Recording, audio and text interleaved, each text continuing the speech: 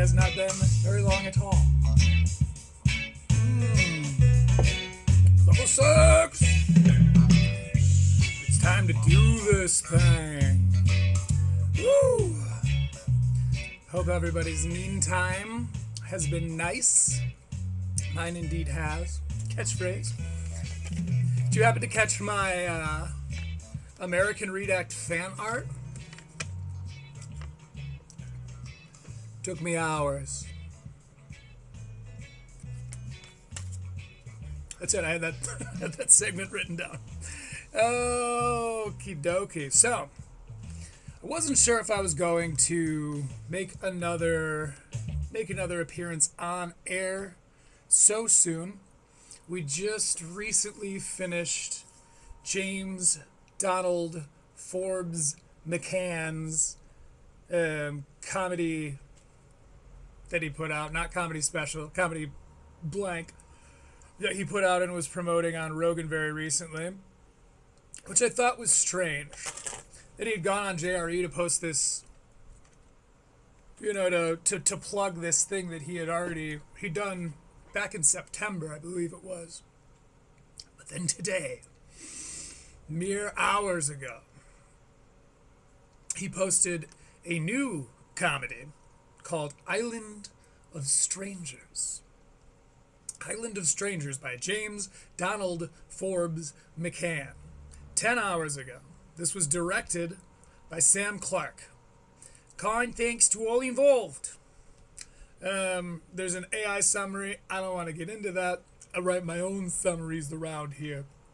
Hey, new viewer, did you see my American Redact fan art? Pretty elaborate. So anyway, I decided I had to go live. I had to talk about it. We've only got a kind of a half special covered when last we met. This one is 35 minutes long, which is pretty cool. But let's go ahead and bring our reggae back in. Our no copyright, royalty-free audio. This one's called Rise Up, but with a Z. Shout out to Dr. No Copyright Audio Library. So let's lead off with some fun facts about James Donald Forbes McCann. He is, of course, an Australian stand-up comedian, writer, check, and author, sometimes known for his sharp, dark, observational humor. He has a diverse career, and some interesting facts about him include, because yes, I did indeed type in fun facts about James Donald Forbes McCann. And in the first fun fact, the first segment of the fun facts, it says, multifaceted career. James is a self-described, love that they added that part, it's a good touch, Google AI. He's a self-described writer, composer, to which I say, composer of music. We'll get into that. It also says he is a poet, an essayist, he also says, on top of being a writer and composer, that he is a poet, an essayist, okay, a critic, a rapper, a copywriter, which means like you'll write things for people, I imagine, add copy and the like. That would be an important skill to have in his group of friends, being able to write his own ad copy. He's also, of course, a motivational speaker. I gotta drop my orb here. He's a motivational speaker as well as a social media influencer, a radio presenter, a self-help guru, and a captain of industry. Now, I don't know if he was specifically asked by Google AI. Google AI hit him up and they're like, describe yourself, James. Or if this is a collection of ways he's described himself across the web. But in any case, hilarious. It's funny either way. It's very, very, very funny if he doesn't realize how over the top and stupid this sounds. But it's also kind of funny if he self-describes as a captain of industry. Clearly that can't be the case. But I will say, some of the things on this list provided, he takes quite seriously. Like his music. I really shouldn't be doing this, but you know what? I'm going to. We're going to play small bits, and then I'm going to critique, and then I'll play a little bit of another small bit, a little small bit, and hopefully that'll be fine. Luckily, the song I found earlier is only 38 seconds long. It was called This Is a Lamp, I believe. This is a lamp. Come on now. Oh my goodness, it's not even popping up. It's a lamp is what it's called. Let's pull it up. See if we can pull this off. Because this Renaissance man continues to unravel before us. Let's just say, really bad start. Really bad start. We'll see if we can find a way to go back here. It's a little clunky because it's Spotify and I'm not a Spotiffer or whatever they call their customer base. Oh, not that one. No. By the way, if that sounded good to you, do not be confused. These are loops. This composer opened up GarageBand one day and went over to the loop section and started just drag and dropping these things into his tracks. And he's like, well, I think I'm making music. He's truly a brilliant... This motherfucker got 10,000 plays on a song, Here Without You. I would love to hear his rap, but I'm not going to play anything by him unless it's a lamp. Unless it's a lamp. It's a Lamp by James McCann. I'm not doing the whole thing. It's a crazy thing to ask of us.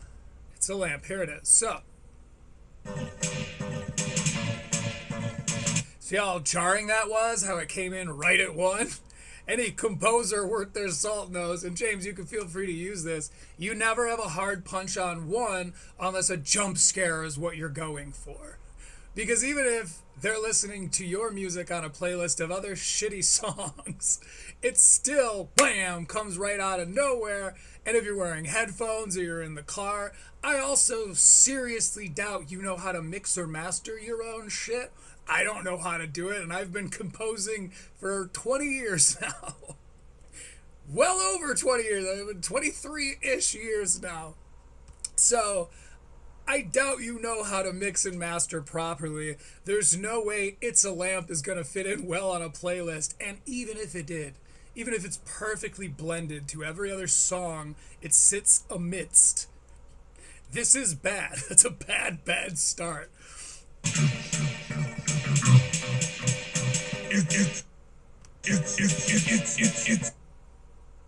Need I say more? This is what he describes himself as a composer for having done. It's a lamp. Whoa, you have a sampler? It's a lamp. It's incredibly impressive, James. It's a lamp. It's a lamp. It's a lamp. Is it? Is that a lamp? Let me paint you a picture. It's a Lamp came because James figured out he had some kind of sampling technology access and was like, well, what do I say? This writer, an essayist, an author didn't know what to say, so he looked over at what was on his desk and he said, well, what's that over there? It's a lamp. It's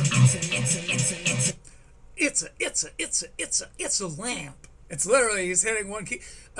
Gene from Bob's Burgers is a far more talented musician and composer than James Donald Forbes McCann, as proven by his hit classic, It's a Lamp.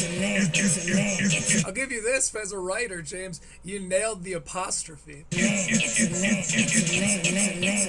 Suck my dick. This is on fucking Spotify. So anyway, I'm not even going to go on. I won't even let that piece of music resolve. Not that I think it will, unless he pulled some kind of 4-bar pre-written structure or melody, which is the only thing he's doing. The only involvement he had in It's a Lamp is hitting the key and then a few other keys that make it go, it's a lamp. And that little it's like, that's okay, maybe that. He's just figuring out how to play with a metronome. James, don't quit your comedy job. You are not a composer, my guy.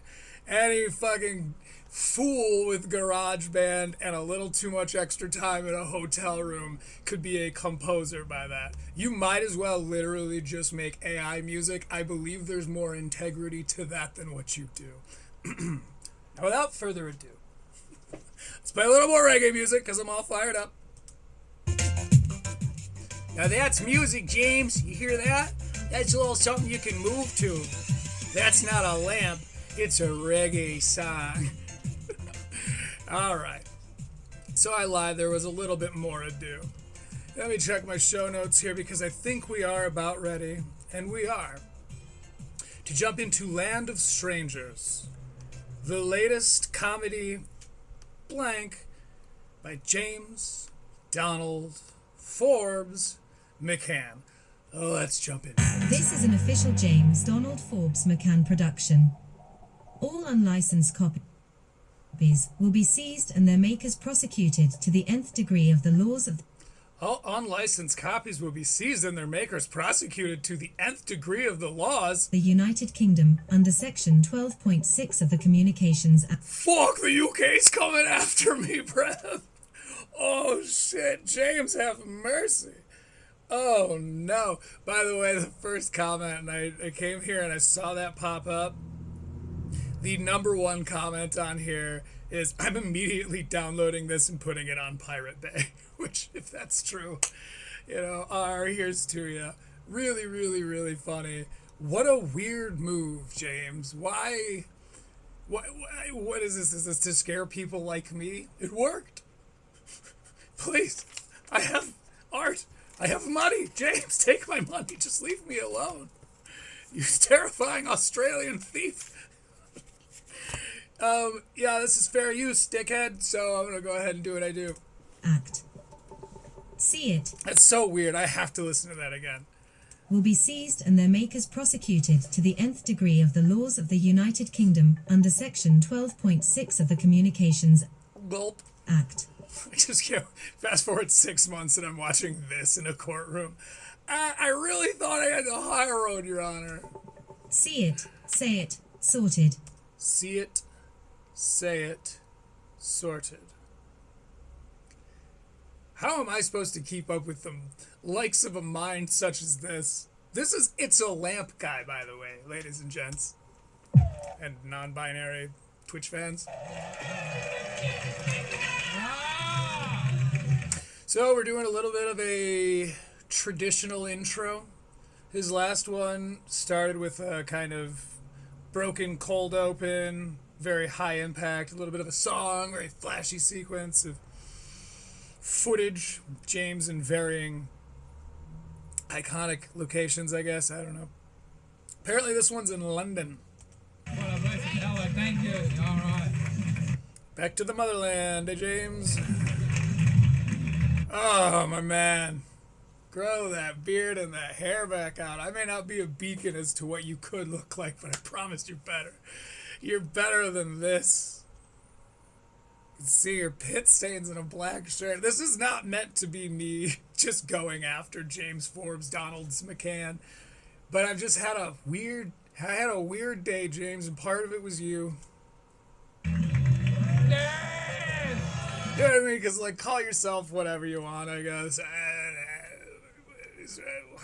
But composer is crazy. If you're going to call yourself a composer, you're going to get called out by people that actually, like, pay attention to those small things. Not like your traditional Jaleesian fan who's like, he also does music. That's not what that is. Very nice to be here. Anyway, I didn't mean to jump into this and just go after James the whole time, but he's brought it out of me. I want to be clear that I don't dislike James Donald Forbes McCann. I just have to call him on his bullshit because he's a fellow self-described contrarian, although I'm not. Great audio quality, James. Very nice to be here. I'll say this, another testament to him is I don't see any ad breaks. I respect that.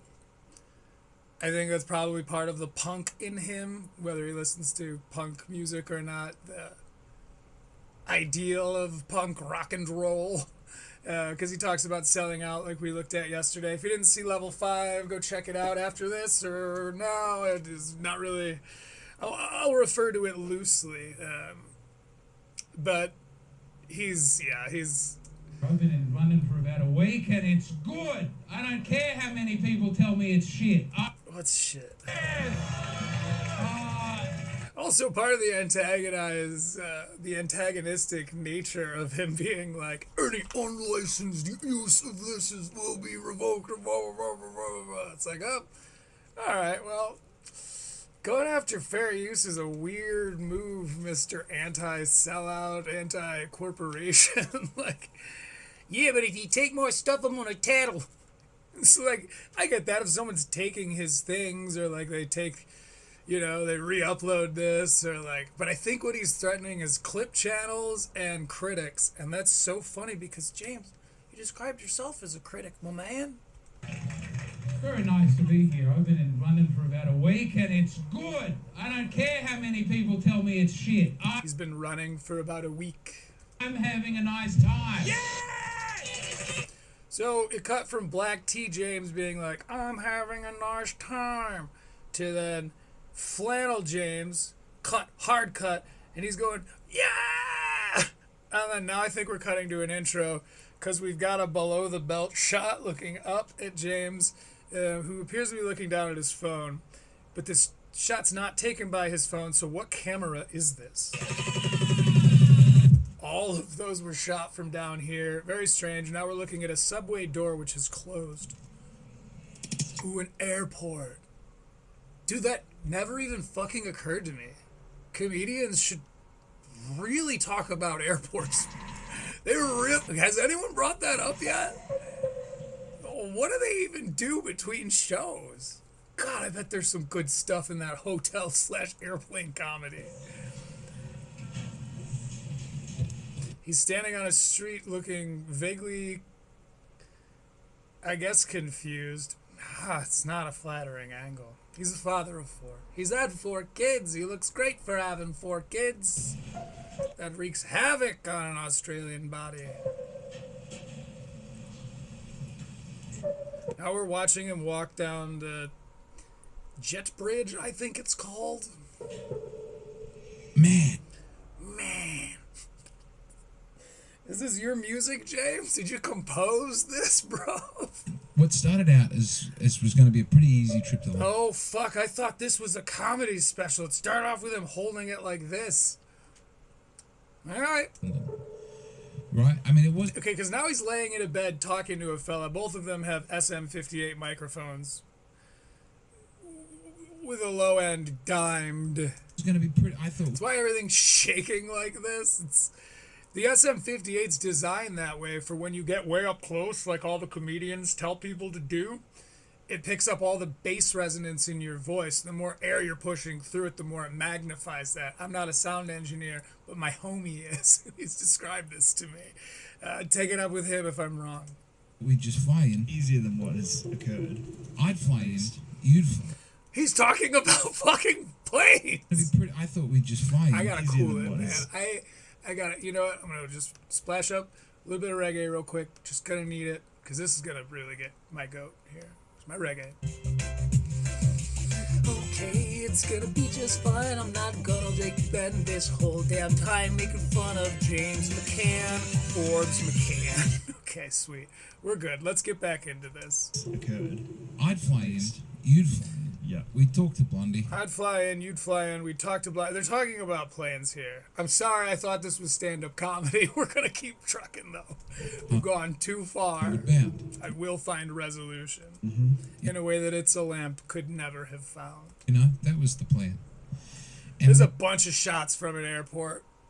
Just a whole bunch of And someone spare time, just turn burning fucking footage. It's like, look, here's a screen where you can see a plane, so you know we're in an airport. said, "Did you want to do a show?" And this is my bookers in America. They said, "But did you want to?" So this is his tone, by the way, and it's a little different than his I'm on JRE tone, where it's similar though. It's the same kind of like underspoken, sort of, kind of talking like this, a little bit more. He's a lot more on stage, which is usually the case. People will punch up their personalities. I've talked about that before, but this tone, there's something about it. Maybe I can pin it down. It's kind of like the Beth Stelling, Ian Edwards, I'm being chill tone. Perhaps I could take a page out of their book. Someone said, "Did you want to do a show?" This is my bookers in America. They said, "But did you want to book a show in London?" I thought, "Wow." Did you want to book a show in London? It's like, why are we? You in a fucking hospital, James? You got me all fired up, bud. I guess that could pay for it. We're good to do a show. So I said, "Okay." And they said, "Is this date work?" And I said, "Fine." And then they said, I guess comedians do that a lot. I was just listening to the Winter Bears, the last one, and Chris DiStefano was talking about that, where he's like, his wife hates that everywhere they try to go for a vacation, he always like does a performance so that it's free, which makes total sense. Most of the traveling I've done's been because I was bartending in other places. I told my wife, and she said, "That is A lot of the traveling I've done. pretty close to your daughter's birthday. Look up flights, see if you'll be able to get home in time." I couldn't. She said, "This is the only thing I really care about." Not true, but Wives, am I right? How many birthdays is your daughter gonna have? I mean, we've got a couple things. Yeah. If I was home for my daughter's birthday and I was just fully on heroin and riddled with mysterious AIDS, I think there'd be more questions. Yup, that's true. Okay, so it does look like it flashes in and out of him doing comedy. This is very art of you, James. Wow, there's intermittent comedy here. All right, let's just let it play. You know, It might be better to be away. I think I might have to go on Yeah. if that happens. But so I said, well, we'll bring the whole family and we'll bring my mum too. Oh, Okay, so instead of he's got the show that he wants to do, and instead of just going without his family, he's now bringing his whole family. This is a story I would be bored to hear a family member tell me. This would be one of those where, like, by the time they get to the end of the story, I realize I've just been, like, listening to Can't Stop This Feeling or something. Like, there's just been some fucking bullshit tune stuck in my head that I've just been kind of poring over while I go, well, that's good, though, that you got, well, you see your family is coming then. Good. I think that's better. London town. London town. Now just doing a bunch of shots from way down here of London. Where, it's Fish Islands. Anyway, the important thing, I called the I don't even think it's a fish eye. I think it's just a regular lens they kind of put a vignette on. taxi cab across from the airport to there, and on the drive, He's doing stand-up. Sounds like shit, but he's doing it. That's what we're here for. I called the taxi cab across from the airport to there, and on the drive, I said, man, there's a lot of beautiful mosques. Like 7. How come you're not talking about it? Muslims be Britain, am I right? They're so beautiful. Shining in the sun. I would have put that in a movie or something, but you guys are silent. You watched an episode of Doctor... Yeah. He's pretty fascinated by this. I don't know. I've never been. I brought this up yesterday. I know a person, at least, that lives there. Never really heard any, like, oh, he got stabbed by this like, Islamic terror. Like, again, if you look on X, or you listen to people like James Donald Forbes McCann, or like Joe Rogan or whatever, who I think get a lot of this from X, then you'd think that the whole place has fallen. And maybe it has. I really don't know. It just feels suspicious to me that the only people talking about it are wannabe edgelord comedy podcaster, new right grift fellas. To who? I didn't land that one. Walking around London, there's never a mosque. You got so many. Why are you ashamed of your mosques?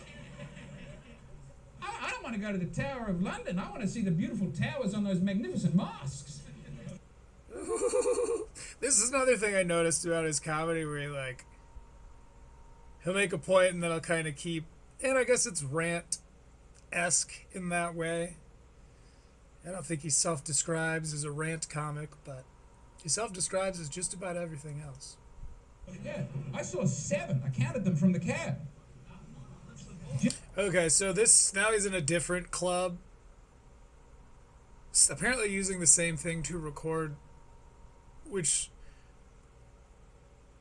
given your music, I don't think you've got the greatest ear, but sounds really bad, James. This isn't good. Do you know what a mosque is? Well,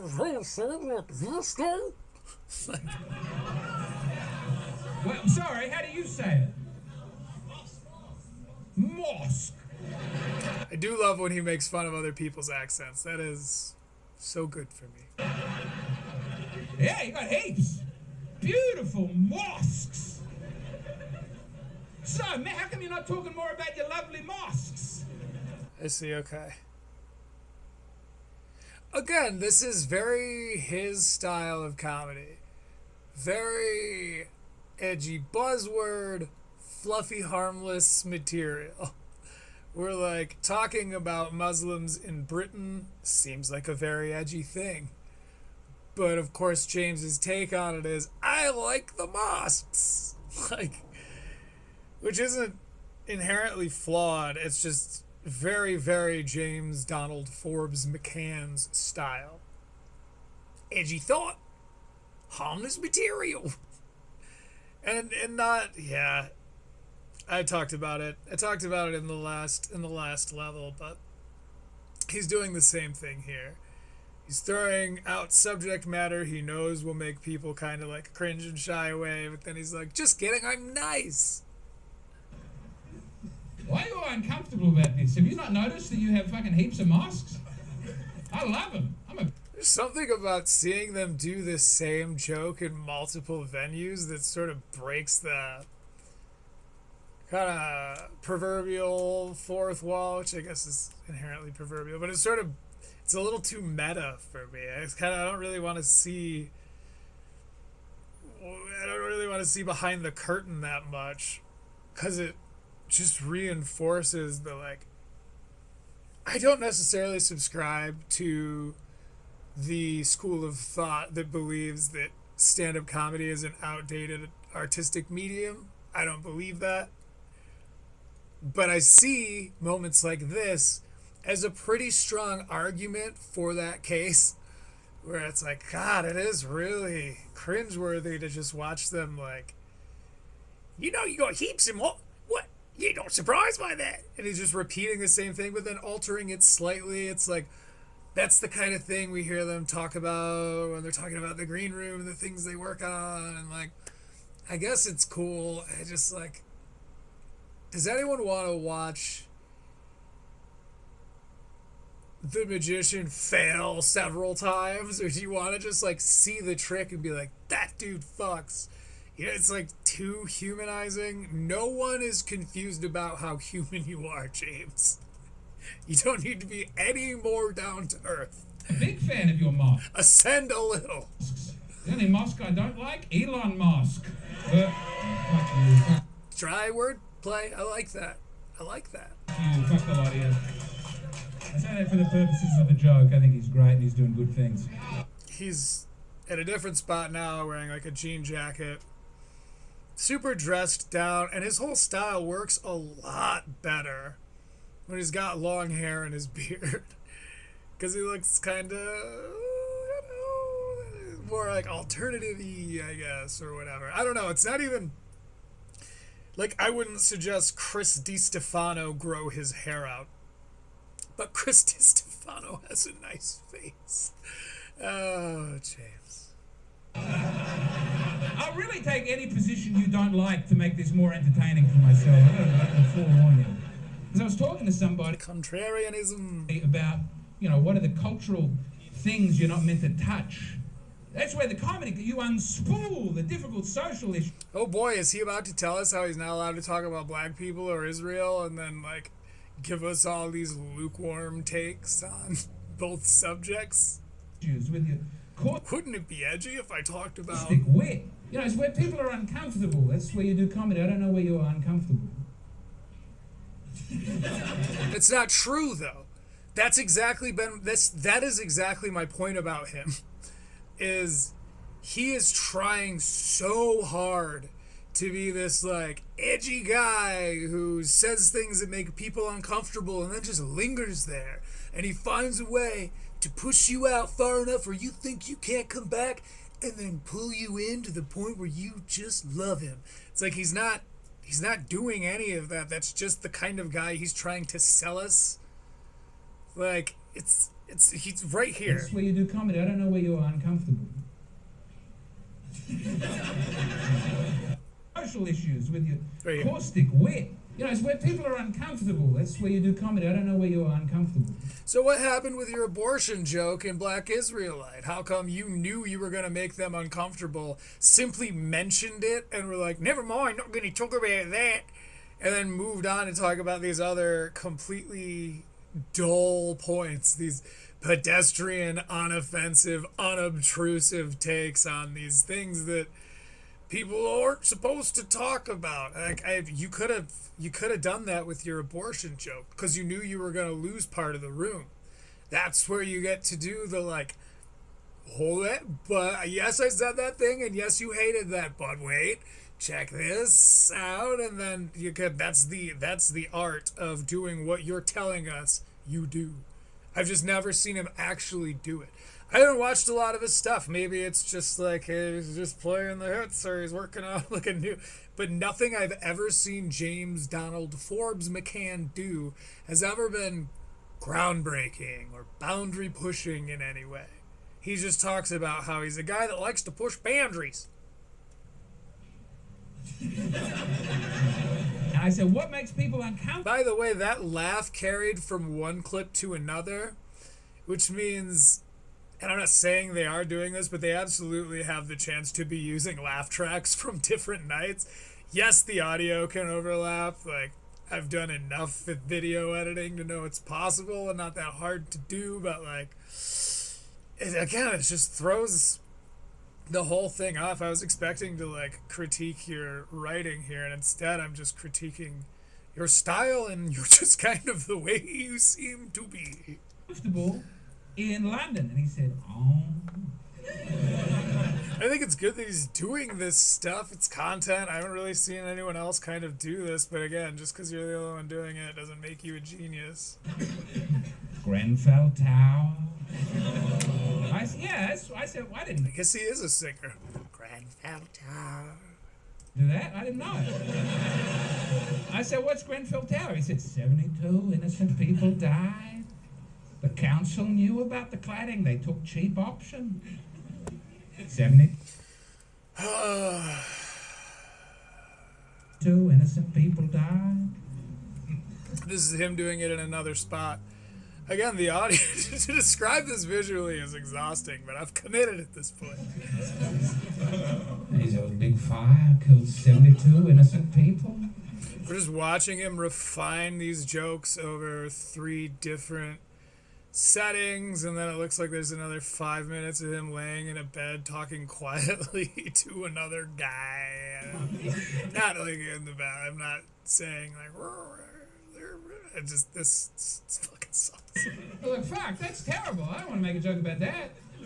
He said it was terrible. They did that cladding. And I'm not saying you're bad if you like this. I am simply saying that by my tastes, I find this repulsive. Very cheaply, they knew. Part of it's the music and him describing himself as a composer that bothers me. You got half of it right. Because he's a fucking poser. That's That's a clip. And then just before the show, I spoke to some people. They were like, "Oh, you're doing it." But it's the music and the posing as a composer and the vehement warning of like, don't use it. I warn you. I guess that maybe I'm the goose and he's joking and I'm being an American redact about it. Oh, things they say on Bad Friends really happen. Oh, I had a fucking time code I wanted to show from Bad Friends today. But I go for a break and grab my water in a little bit here. I'll try to find that. You're doing it? I'm not going to do the accent. I don't do the accent very well. I can't do it. They said, what are you going to talk about? I was like, I thought I might try and talk about Grenfell Tower. But they told me not to talk about Grenfell Tower, but here I am, repeating historical facts in a funny voice and not delivering any kind of opinion or controversial take at all. And they looked at me like I had screamed the N-word. Because he's being offensive. Look, Grenfell Tower is your N-word. You also have the N-word, but you've got two N-words as far as I can tell. There's nothing funny about 72 people dying. 72 innocent people dying in a fire. Why would you want to talk about that at a comedy show? That's what he's doing. 72 innocent people die. It's too many. If you got it, you know. And then I talked about it. His hot take is 72 deaths is too many. Damn, James. When are they going to shut you down? You get any group of 72 people together, one of them will. That is my biggest accusation for James Donald Forbes McCann, is he is a fucking poser. He's pretending to be edgy. He's pretending to be a musician. He's pretending to be an artist. I can't take away that he's an artist. I mean, I just don't like his stuff. But he really, really is. He's trying to be this, like, oh, now listen to the rules guy, but he also, like, follows the 10 Commandments. Like, there's so much hypocrisy in who James, not only on stage, but just in any public appearance or piece of content I've ever seen him in. He's a walking contradiction. I'm gonna be edgy. Wouldn't it be crazy if I was edgy? Edgy things I like. It's a bad egg. That's all I'm saying. There's about 72 people in this room tonight. Someone's got it coming. In a room this big, I'd say like 71 innocent people, and definitely at least one seriously. It's a funny take. Bad. Yeah, so I didn't want to talk about that, and I wish I hadn't done it now, but it really happened. So I don't want to. Isn't the thing I just said so edgy? I shouldn't have said it. I don't give a fuck. Excuse me. It was the one thing you said that had any meat on its bones. You recognized that meat. You were like, no, never mind. Wasn't that crazy though? I said I need something else, something that really upsets people in England, but not that. And he said, oh, pedophilia. And I go, but they got that everywhere. Okay, so it doesn't surprise me that he probably did actually have this conversation. Like, what's offensive to the people in London? This guy was like, oh, this thing will definitely be offensive. And he's like, well, no, not that. What else is there? He's like, I don't know, dude, make pedophile jokes, you fucking hack. I don't know what to tell you. That's not really unique. I don't want to tackle any. Pedophile's not unique, but the tower, that's a little bit too avant-garde. Something less than pedophilia, and he said, the low emission zone. So that's not quite enough, I don't think, for blistering social commentary. Split the difference? Blistering social commentary. He believes he's capable of. Something. I once watched a video about him being in, like, Vermont. In between pedophilia and the low emission zone. He had some pretty palatable takes about Walmart. And he said, well, Prince William got pegged. I said, all right. I'd never heard about, but that hadn't made it to the colonies. I said, is that real? Is that true? He said, it's Because we don't know who that a is. real rumor that people say. So, well, it's not quite enough. Okay. Okay. Why were you scared of people stealing this from you? I cannot imagine. What about the mosques? Live from London. Oh, I don't. So we're 6 minutes and 47 seconds in. I don't know what this is. Is this art? Is this Sundance? This is JDFM. JDFM. So, British radio station. That's really cool. They still use radio over there. Live from London. This is JDFM. Yep, we heard that part. You're locked in. I'm locked into what? I just know that this particular piece of content is gonna be Robot Flag City, so I'm just gonna keep breaking it up. But for the record, right now they have that same vignette on, which I think it might just be like something they taped over the lens, because you can kind of see it's not just black. You can kind of see there's like white on this side in the corners. Anyway, so there's this vignette, whether it was done in post or done with a hollowed out bottle cap or something, looking down an escalator in what I assume is a London airport. To the sweet sound of Sam Clark. Sound clock? You're locked into the sweet sound Sound clock. of Sam Clark. Sam Clark, okay. The sweet sound of Sam Clark. Take me away. You're making a long-form piece about our being in London. Yeah. Yeah, this dude wants to be rogue. It's so bad. And you got a mega mix made for that. It's happening. It's currently happening, and it's always evolving. Is this Sam Clark? Who the fuck is Sam Clark? Who is Sam Clark? It's gonna be like lots of people, dude, you dumb dick.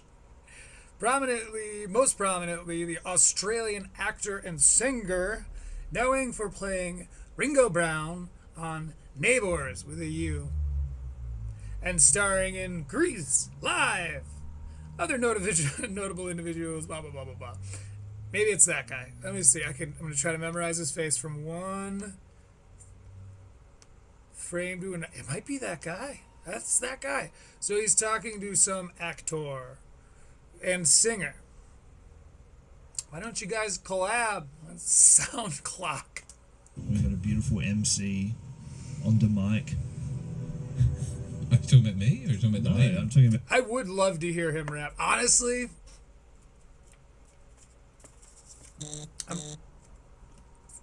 I'm not going to do it now. But I may find some of his rap. And if it's good, I may sample it in some way so that I can show you without this, what did he call himself? A fucking captain of industry? A captain of industry. If I can find a way to show you guys his rap without fear of being taken down by this captain of industry, then I'll show you. I hope it's good. Maybe he'll do some here. About the lady. But that fucking vignette is still out. It's seriously like this. It's like, kind of, it's not as good. Call that a hillbilly vignette where I'm from. The sultry lady. So Sam made this like drum and house beat. Drum and bass, that would be. Yeah, that's okay. Then. Jungle. It's jungle. It's breakbeat. Well, really, I mean, technically, it's a garage beat, that one, but it's gonna be all forms of UK dance. He called it jungle. Swing and a miss. Will be involved. This Tony Hinchcliffe does the same thing. I have the fucking best little soundbite. So this is Tony Hinchcliffe pretending he knows what he's talking about in music. Just a quick bite. Right now, ladies and gentlemen, it's a flat D, key of 7. It's a flat D, key of 7. Flat D key of 7 needs to be an album name. It's so funny. Yeah, eventually I'll get a little soundboard. It's fun to collect them, especially when it's so obtuse like that. He says it so confidently. Flat D, key of 7. Right now, ladies and gentlemen. I think you meant D flat, quick to the 7th. Key of 7. At D, key of 7. 7 isn't a key. Anyway, let's listen to James talk to this musician about music. He's like, in this. Let's listen to him be UK wrong again. Dance, that one, but it's drum and bass. Three ladies. So Sam made this like drum and house beat. Drum and bass. That would be. Yeah, that's okay. Jungle. It's jungle. Well, really, I mean, technically, it's a garage beat that one, but it's going to be all forms of UK dance. And what does he mean by made the beat? It's if he sat here and took a synth and played the little drum pads down there and made a beat, then he fucks. More likely, I think he downloaded a beat or downloaded segments of a beat that he puts together and is like, that's right, this right here. Will be involved. A lot of these DJ types, that's how they make beats. In this. That's how you make beats right over here. Drum set. And then you got a lady on like Fiverr. Yeah. To record. Because I kind of see this. James, by the way, painting a picture here. James is laying down. I don't know what room this is. It's seemingly in this Sam Clark guy's studio or house. There's a couch that is just way too small for James. He's laying back like this. He's got the microphone like this. His legs are kind of up. He does not look at all comfortable. If he were to straighten out his legs right now, the edge of the bed would come up to about his thigh. He's just crammed up onto this thing. He's got two big pillows just craning his head straight up. Bigger long form videos as being quite ambient and almost like UK DJ mixy, and I thought, oh, JDFM, we've always like played with your initials as a radio station, so it's like live from London. It's a special thing. We're in London. Did we need to hear this explained? In his writer's brain, where he's like, I'm trying to tell this story. Like, let's say Island of Strangers is supposed to be a story. I question whether or not this is relevant information. Like, he's talking about what? And I thought, oh, JDFM, we've always like played with your initials as a radio station. Radio station. So it's like live from London. It's a special thing. We're in London. Live from London, JDF, the sweet sounds of Sam Okay. Clark on JDF. You're listening to the sweet sounds of.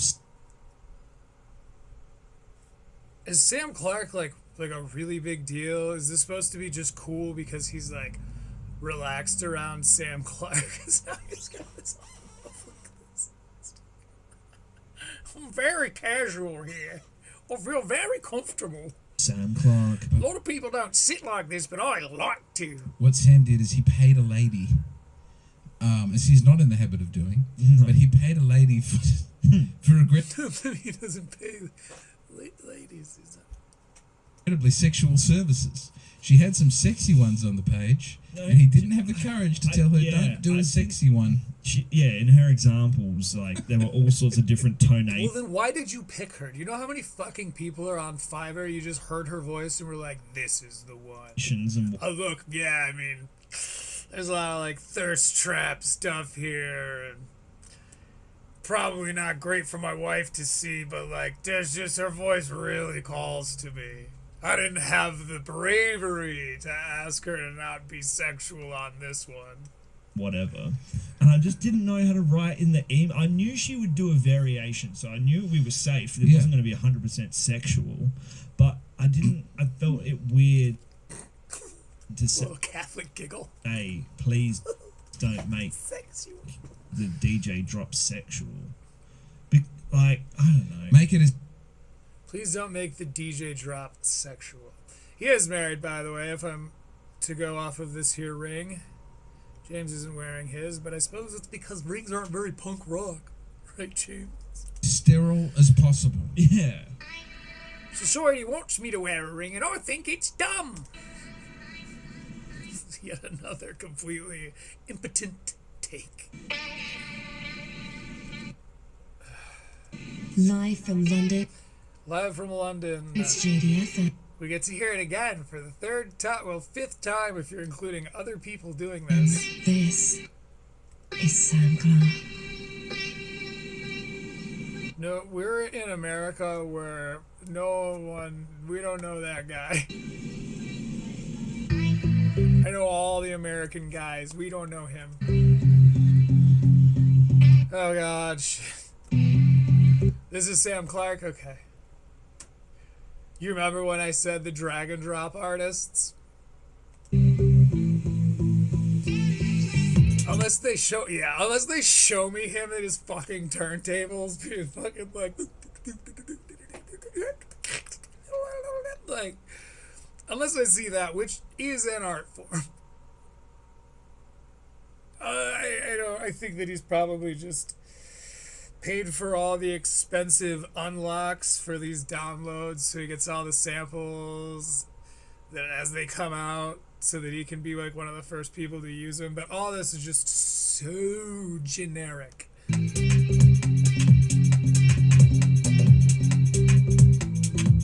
Really bad, really bad. I just don't even want to hear any of this. I'm skipping past it. More shit. They did do a collab, and it turns out it is this.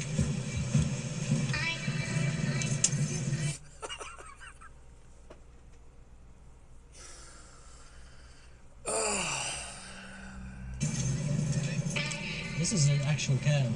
Yeah, let's just get that. It's a live. Still using this cheap Vignette lens cap thing. I don't know what this is. It's on. Cheers. Oh, sorry, man. Fucking So many people on the street recording TikToks and interviews all hours of the night here in London. Yeah. Wait a minute. People use TikTok? Yeah. How much This dude, I guarantee, had a bit about Pokemon Go. content can one city... That's the age we live in. Look at us right now, immortalizing. Literally, at least this little Sam Campbell guy seems to understand the irony in what the fuck he just said.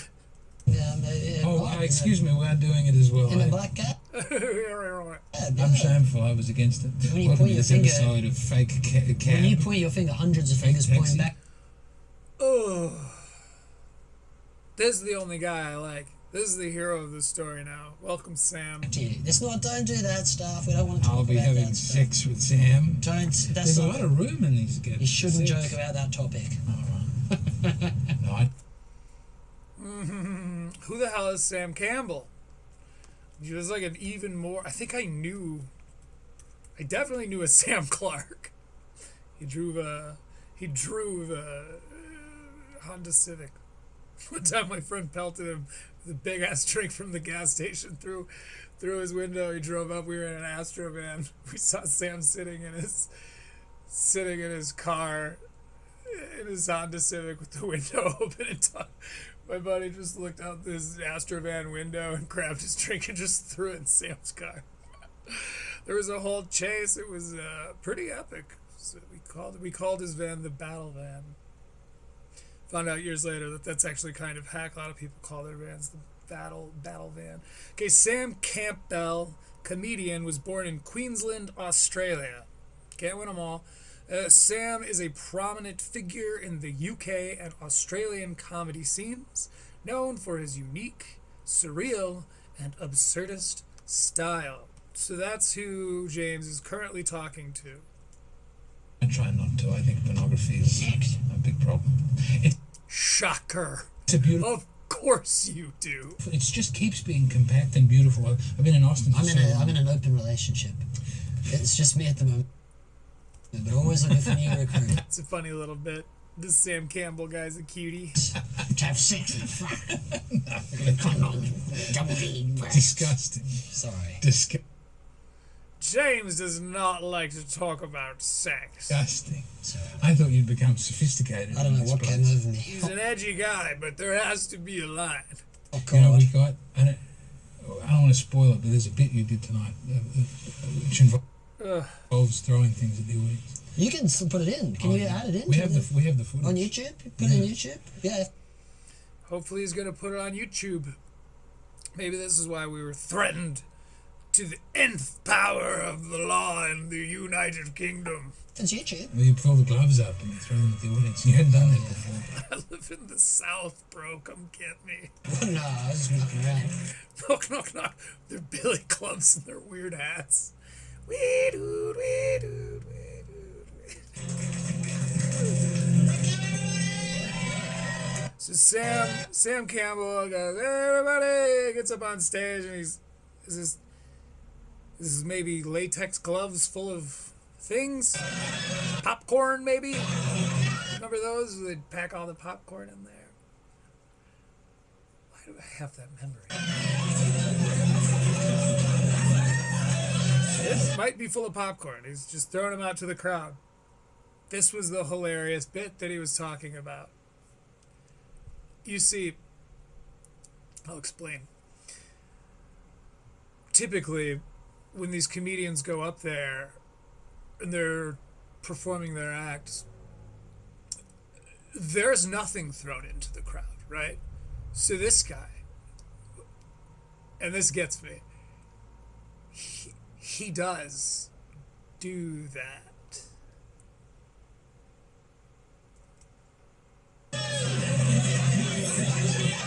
He's like, he's talking stuff out. Sam's a funny little guy. He's a funny little fella. He's kind of doing all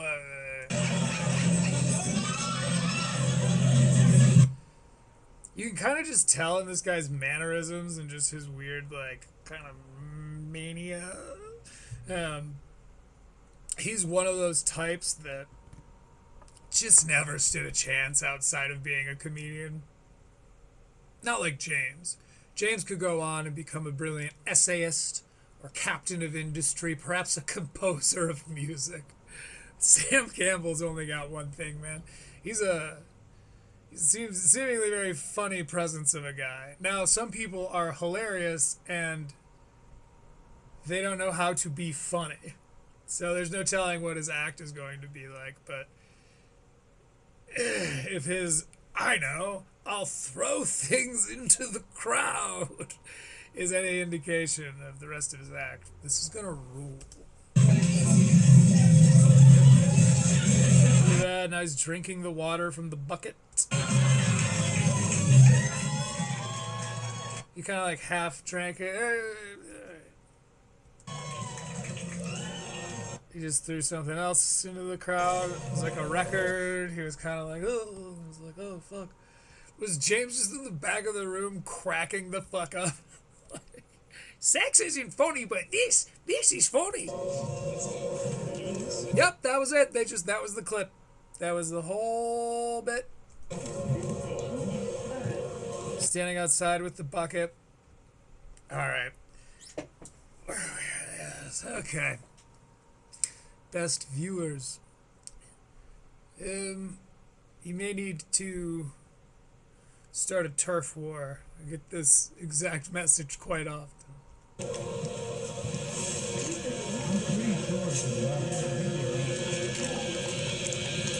I don't know. I guess he's gonna go back into like more comedy soon. No, there's him laying on that weird bed with Sam Clark. Sam Clark's standing, like sitting next to the bed on a bench, to be clear.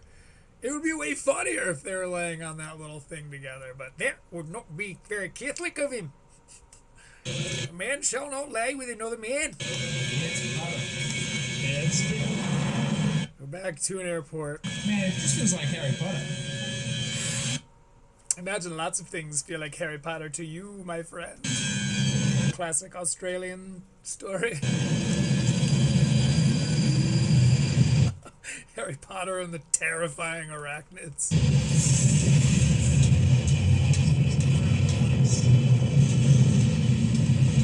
Harry Potter and the Tasmanian Devil.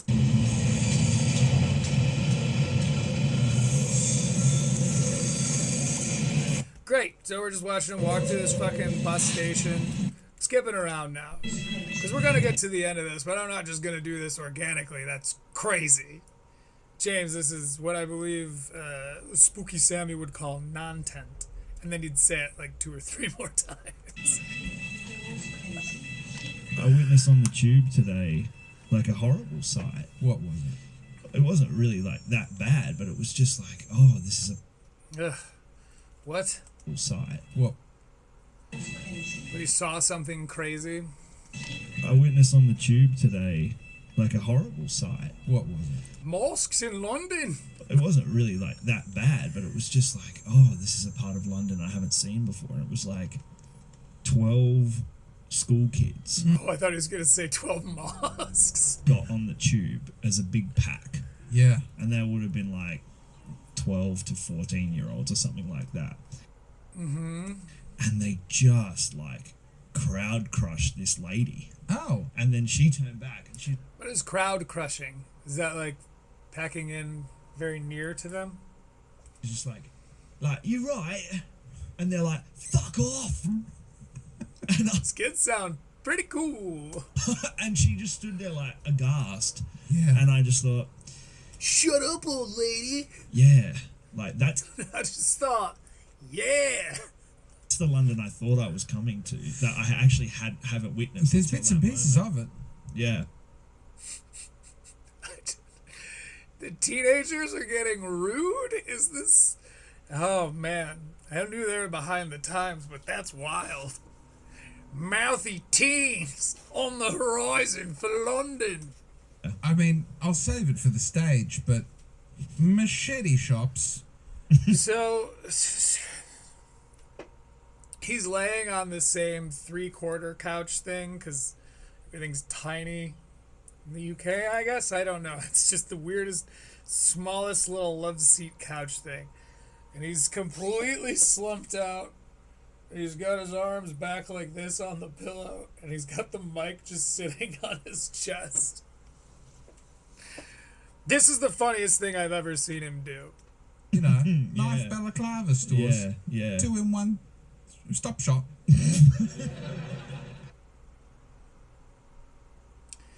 2-in-1 stop shop.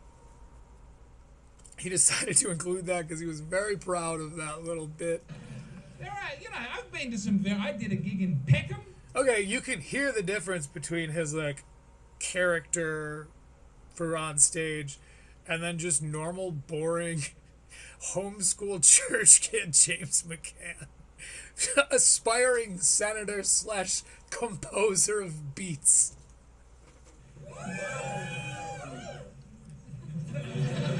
You know about Peckham? I'd also love to read some of his poetry. Let's see if we can pull any of that up here. James Donald Forbes McCann with 2 C's and 2 N's poetry. This is, oh my god, he has a website. jdfmccann.com/books. Disgusting Levels of Egg. His 4th book of poems. Then, of course, there was Splish Splash, which was his 3rd book of poems.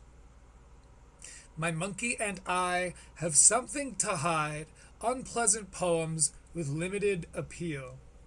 So ironic. Has to be good. Marlon Brando 9/11. Beautiful poems that everyone will love. Oh, I see. Very funny.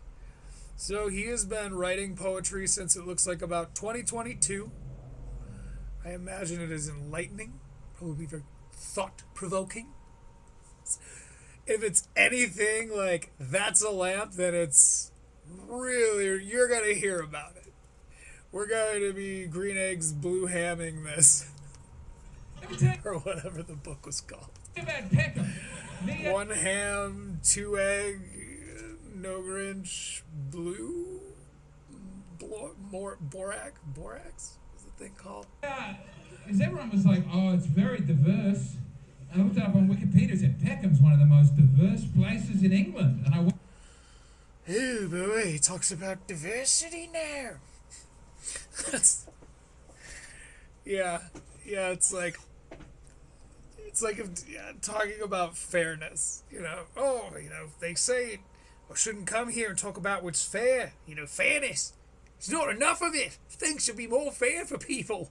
That's my hot take as a critic and a contrarian and a motivational speaker and a radio presenter, but most importantly, as a self-help guru. Are you even allowed to have gurus in Catholicism?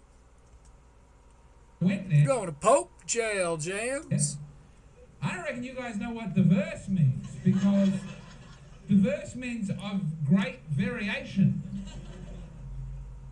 Peckham's black. I don't know if you all know this. That Peckham... That was really funny. That had a little bit of an edge to it. See, that was good. I think a lot of it was funny because I was expecting him to go flaccid with it, like he tends to, just kind of let it flop over, because James does not like bees. James is not into hard on. He is into, nope, not gonna say it. But that was actually really funny. Again, edgy wise, it's like, it's not anything groundbreaking, which is fine. I think this is, if he was this way, if the rest of his material reflected that tone and cadence and willingness to like bluntly state facts that people are like, oh shit, like, it's not diverse, it's black. Like it's really funny. That is a thing people do. Anyway, good job, James. Is a black place. You composed that quite well. There was no diversity I was the diversity in Peckham. I was the solitary diverse thing happening in Peckham. Then I went to Soho. These people are loving this Peckham material. Oh, and people said Soho is a hub of activity. Very, very vibrant. Yeah, I guess this is all like funny because he's playing to that particular crowd. I can't evaluate this like it's on a special or something, because context is everything, and he's playing to his crowd while he's recording it, and then he made content out of that footage rather than him doing a show that's supposed to go up and impress the wider YouTube audience. So I get it. Again, context is everything here. Hub of activity. It's gay. It's a gay place. Very, very vibrant hub. You know how he feels about those. He just won't say it. Hub of activity. It's gay. It's a gay place. I assume Soho is short for so homosexual. I don't. He definitely stole that from a local 12-year-old. That said, there was one thing in Peckham that I saw that was very fucked up. I saw. All right, I'm gonna leave you with some reggae music while I go refill my water real quick. I will be right back. This is not reggae at all. There we go. 2 shakes. And we'll go back to this island of strangers.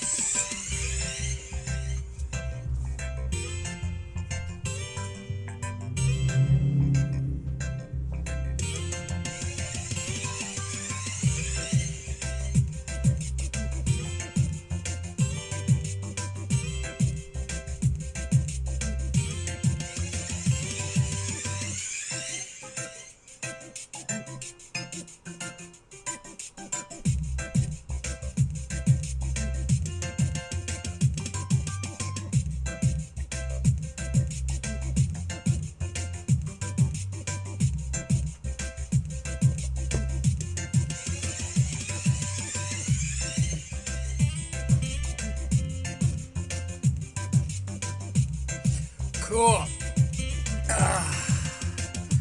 You know, we were doing a little, like, kind of boogie woogie, like a little 12 bar thing for our intro for a while. I'm partial to the reggae. I like generic, copyright-free reggae for now. I might make something of my own at some point. Compose something. It's going to take me a while to get back in the groove of being able to do that, having officially become aware of the fact that It's a Lamp exists. That changed the landscape. But once I reevaluate, I'll consider it. I was walking through the streets with another comic, and he said, this shop's just gone viral. And I was like, viral? That used to be a bad thing. With another comic. I just like guessing his punchlines. I haven't been right many times. And he said, a few. This shop's just gone viral. I said, all right, it's a convenience store. And I went in, and I didn't realize why it had gone viral until we were checking out, because he had to buy a bucket. Checking out. Convenience store. And I went in, and I didn't realize why it had gone viral until we were checking out, because he had to buy a bucket. And they're selling knives next to the balaclavas. This is Again, this is another peek into the process or whatever. I guess that's fine, like... But there's a mysticism. I think what he's doing is this is like a VH1 behind the music vibe, but for comedy. I think that's kind of the tone he's trying to strike here. But there's something way less interesting about watching James Donald Forbes McCann be told something and go, that's weird, and then go say that same thing up on stage.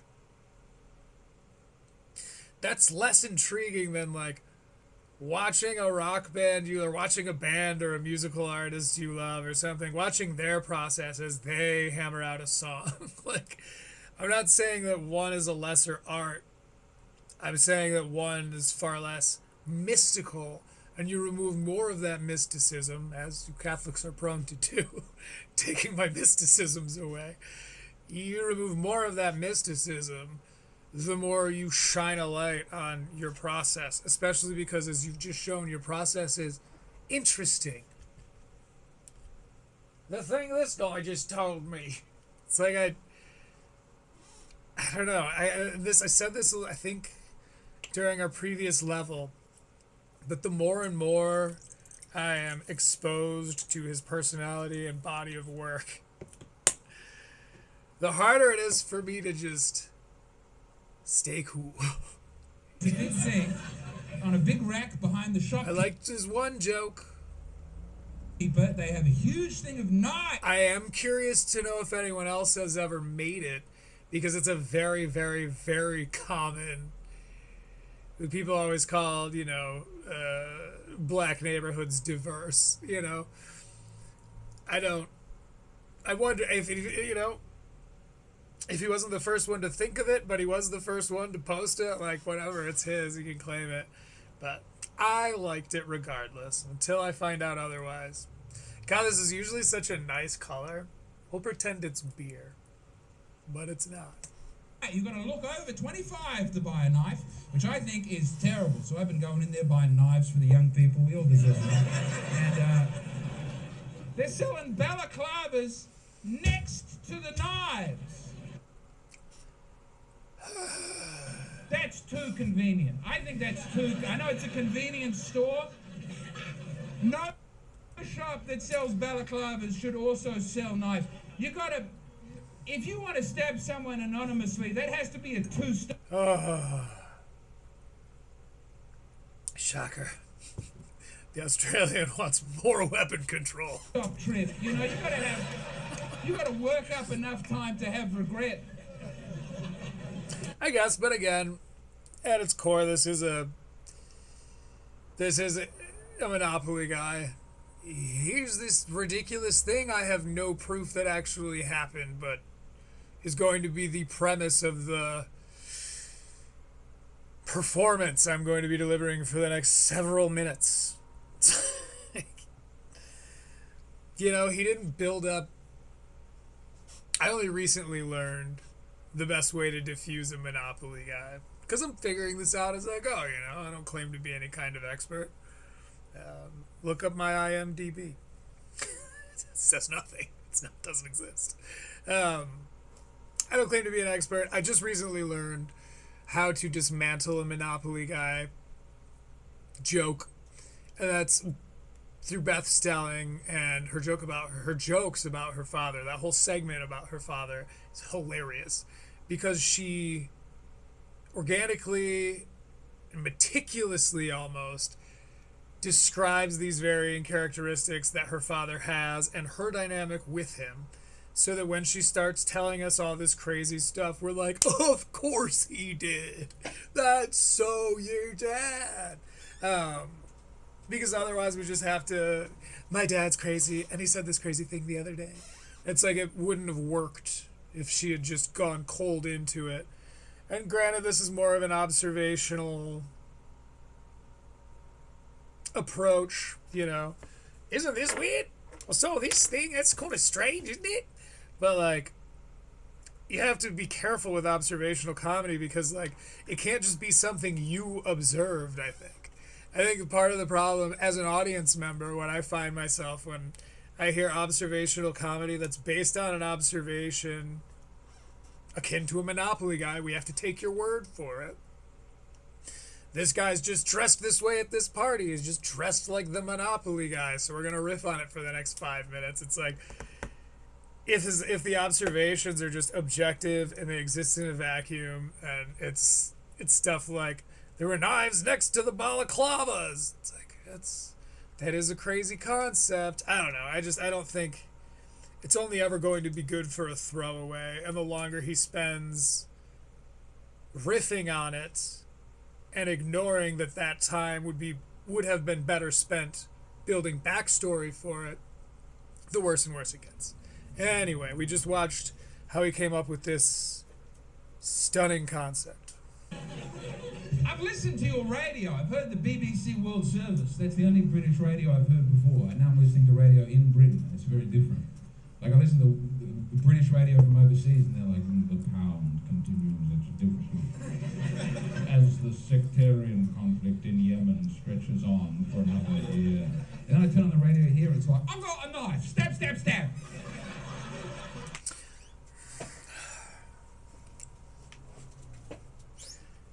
Who also does this? Stab, stab, stab. Is it like Pazitsky? I've got a knife. Stab, stab, stab. I don't know. I feel like if you're ever repeating a word 3 times, that's kind of a neat pick. TM, but still, Eat some chips. Stab, stab, stab. Like to kill. Got a knife. Take your life. Great big knife. You love knives. He is a composer, I'll give him that. Knife, knife, knife. Anyway, the important thing... that's all I wanted to say. Right. All you wanted to say was stab, stab, stab, knife, knife, knife. Balaclava, go to the store. Stab, stab, stab, knife, knife, knife. Okay, man. The tube. What, you don't love the... He's on, like, the subway. I think they call it the tube over there. Tube? Who don't love the tube? Southbound on Northern Line. Stab, stab, stab. Kill, kill, kill. The important thing. Ooh, he composed it. That was a hi-hat. It had 2 whole buttons, some of them multiple times. Let's hear it again. And on Northern Line. Stab, stab, stab. Kill, kill, kill. The important thing. No, he's using GarageBand or Logic. Something tells me it's probably Logic, but that's just rich kids GarageBand. Swish, swish, swish. Splash, splash, splash. Dip, dip, dip. The important thing. Swish, swish, swish. Snap, snap, snap. Dip, dip, dip. I'm down with the lingo. I do like the drill music. I think that's cool. Oh, no, you just... Okay, I'm just doing that. You could have just done something very cool there, but it doesn't surprise me that your instincts didn't lead you to that. God, I'm mean. I'm in a mean mood right now. I gotta cool it. I don't like being threatened with the nth of the UK law. You know, Central C? You know, Dave? You were going into a song anyway, man. Look, I don't mean to tell you how to compose your videos. But you had the perfect setup. Stamp, stamp, stamp, stamp, stamp, stamp, stamp. Let it be a beat. And then when you wanted the music, excuse me, Richard, but he's not composing this. A simple yes or no would probably... I guess he's composing this in the same way that he composes his other music, which is to say, grabbing copyright-free. Oh, okay, I can royalty-free loops download. Okay, I want something that sounds like nice acoustic. There's one, it's got that song, 100 eaters. I'm gonna mix my drums to be way up here. It's another rookie mistake. Here's another piece of advice you feel free to use, James.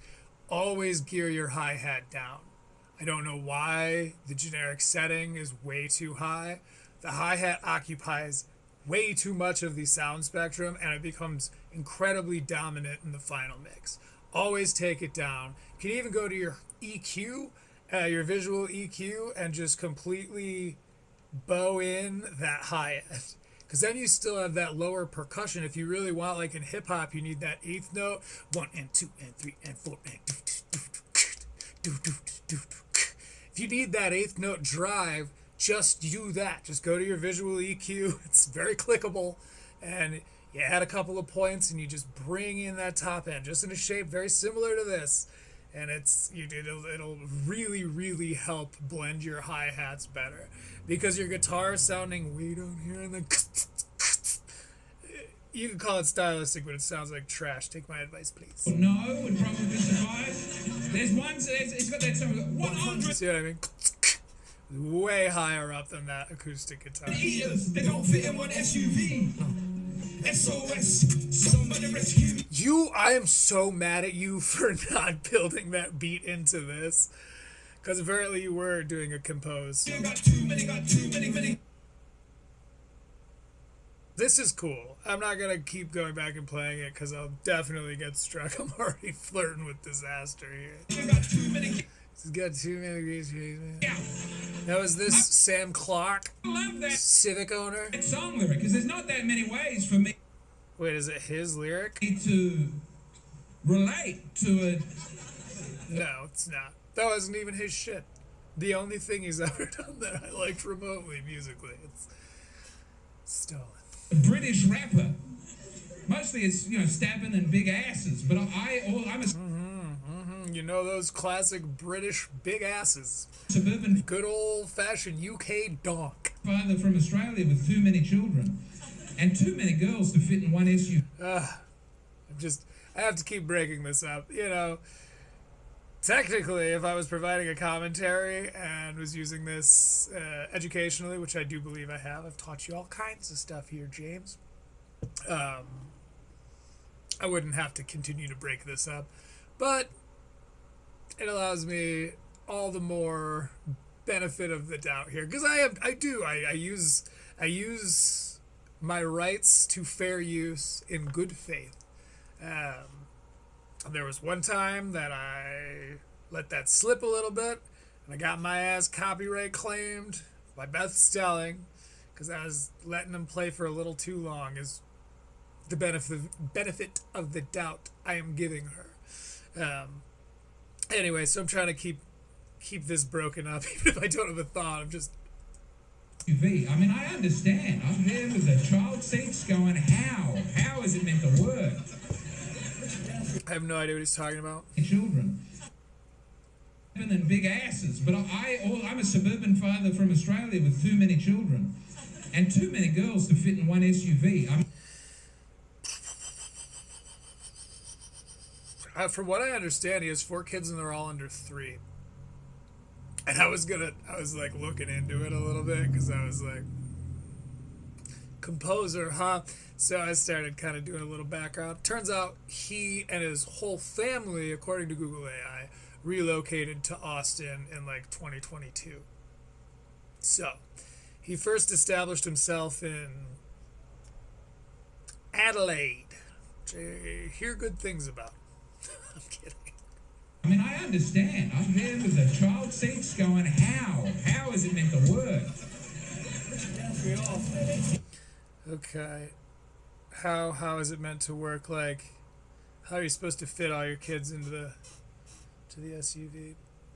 They don't fit in one. I think a lot of mentions to his Catholicism, but I also come from a family that was raised Catholic. I was not, but my grandmother is a staunch Catholic, raised all of her kids very Catholic. Like, it's not an unfamiliar world to me. Which way? Which is to say, like, yeah, you have too many kids, but that's like what you guys do. My mom comes from, she has like 6 siblings or something like that. Catholics. The other top secret comment. Also, I wouldn't bring it up if it wasn't something that he was constantly mentioning. I know like 5 things about you, James. Those things are growing, though. It's I can almost say you did something cool musically, which is hard to get out of me. All of my friends are immensely talented people. I'm surrounded with very, very talented musicians. I'm blessed to be surrounded by all of those people who are very, very good. So this stealing other people's rap lyrics, but like kind of putting your own poorly mixed hi-hat thing into the mix. Again, go back and listen to what I said about the hi-hat. It will genuinely make you sound better. all right. We met I'm full of them, James. a woman, and she has a friend who knows the podcast, You know where I learned the hi-hat trick? One of my smart and friends. they had bonded over her plan to have a one sandwich shop, and she's asked me to get involved. So it's called Baguette 3000. Oh boy. Okay, so we have this new character. She's at some sandwich shop, but I also see shot glasses. She has a friend who knows. Ooh, But so, all right, we met a woman, and she met a woman. Okay, so he's not talking to like a star. Can't look her up. she has a friend who knows the podcast, and they had bonded over her plan to have a one sandwich. One sandwich shop. Now, I'm no master of deduction, but I imagine that's the sort of place you go if you want a sandwich in the singular. Shop. They only sell one sandwich at a time. Okay. She's asked me to get involved. So it's called Baguette 3000. We've already done it a few places around the world This is Marla. as part of like drinks theme. Marla. So where there's Sounds like a sore in your mouth that would heal if you could just stop tonguing it, but you can't. been like a bar show, people have said, "Hey, can you come over and make your crazy cocktails?" Oh, yeah. It's like she's not even listening to what he has to say and is just And we said, waiting for her turn to talk. "No, but we're gonna bring our sandwich." What is the sandwich? That's all the ones I know. So we are talking classic French baguette, Okay. pointy corners. Love it. Sounds beautiful. You do the like Come on now. the crunch. You do that crunch. Cut it in half. Melted They're both wearing, what is this? Oh, those must be microphones. He's got lav mics on them. Lav mics in this crazy vignette thing. What style is he mimicking here? Is this, I think it is like rockumentary style.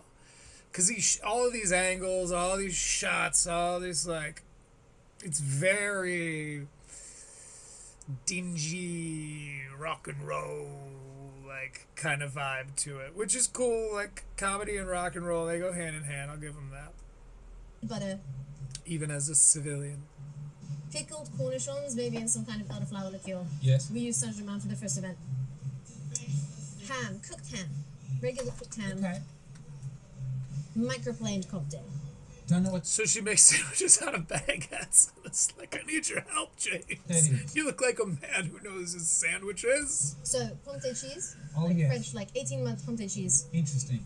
but we use a microplane. By the way, I got a new ink today, so I should be applying it. I think I have to test it on my feet first. I have a couple of things I gotta fill in down there and make sure I like the color. Then I'm gonna start filling this in more. These black checkers will be probably the first things I do, and just you wait. This is part of the story here. You can watch this thing develop. I'm sure this doesn't come as a shock to you, but I did all of this myself. Oh, except for this, which was done professionally when I was a teen. And like 100 Bellius as the day is McCann. Grams of it. Did you So say you a have microblade? a microplane. A microplane? Yeah. Oh, like a... Similar, kind of like a grater, Oh, sandwich nerds! sir, Okay. but it's more fine. Okay. Yeah, it ends up being this like fluffy. Okay, I'll say this. James is authentically fascinated by what she's saying. Cloud of comp day. Too much of it. Way too much of it. It's messy. It's a messy sandwich. But it's a cold sandwich. All right. There's no point going much further until I've had this sandwich. Yeah. So let's exchange contact information off Ready. camera, Oh boy. and let's find a time we're going to eat this sandwich. Yeah. Off camera? Are you live streaming this? And then we will discuss further steps. I'm so happy Yeah. that this has all happened. God bless you. God bless you. No, you've brought me a sandwich, and I'm very impressed. Oh boy. Okay. So now he seems to be going to eat. He is wearing a Shane Gillis t-shirt. Now, if this I screenshot spoke to... of James Donald Forbes McCann reaching for a sandwich, wearing a Shane Gillis t-shirt is not just the iconic James McCann. I don't know what is. No, you've brought me a sandwich, and I'm very impressed. I spoke to a woman at a bar. So I talk a lot about wanting to open a shop that only sells What is this, like from a tour? Oh, yeah, 2024 tour. It has a horse on it. Horses are sick. one sandwich, but I don't know how to make a good sandwich. And this woman was like, I'm doing it in Paris. It's called the Baguette 3000. I will send a man to your The Baguette 3000. I have no notes. show with the Baguette 3000. And she hyped it up, and she was lovely, and I was like, that sounds so great, but I haven't had it. And if it's a bad sandwich, I'm going to be... Oh boy. I bet you're not going to say it, James. I bet you don't say if you don't like it. I bet you hint that you don't like it, and you talk about how crazy it would be if you admitted that you don't like it, and then you actually won't. You'll just like walk away from it. fucking devastated. Cheese pickles and ham. I'll have a bun. Way to be a good sport about it, James. We'll break it up. This is the world debut of the Baguette 3000. Would you please just put your chin up a little bit or grow your beard Let out? everybody have a little bit of the baguette. All right, this is really all right. Thank you. How tall is James McCann? Unless this stool is crazy tall, he is Habitian, which is to say hobbit-like. And that's not me trying to insult him. I really like Lord of the Rings movies. Oh, you're making a big song and dance about it. All right. I kind of doubt James likes them. Too many gods!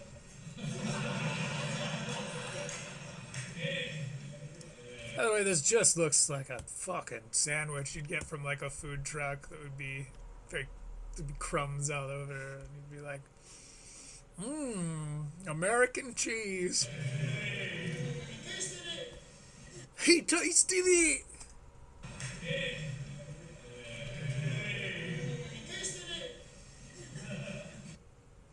I want to be that guy at every show I ever go to. He tasted it!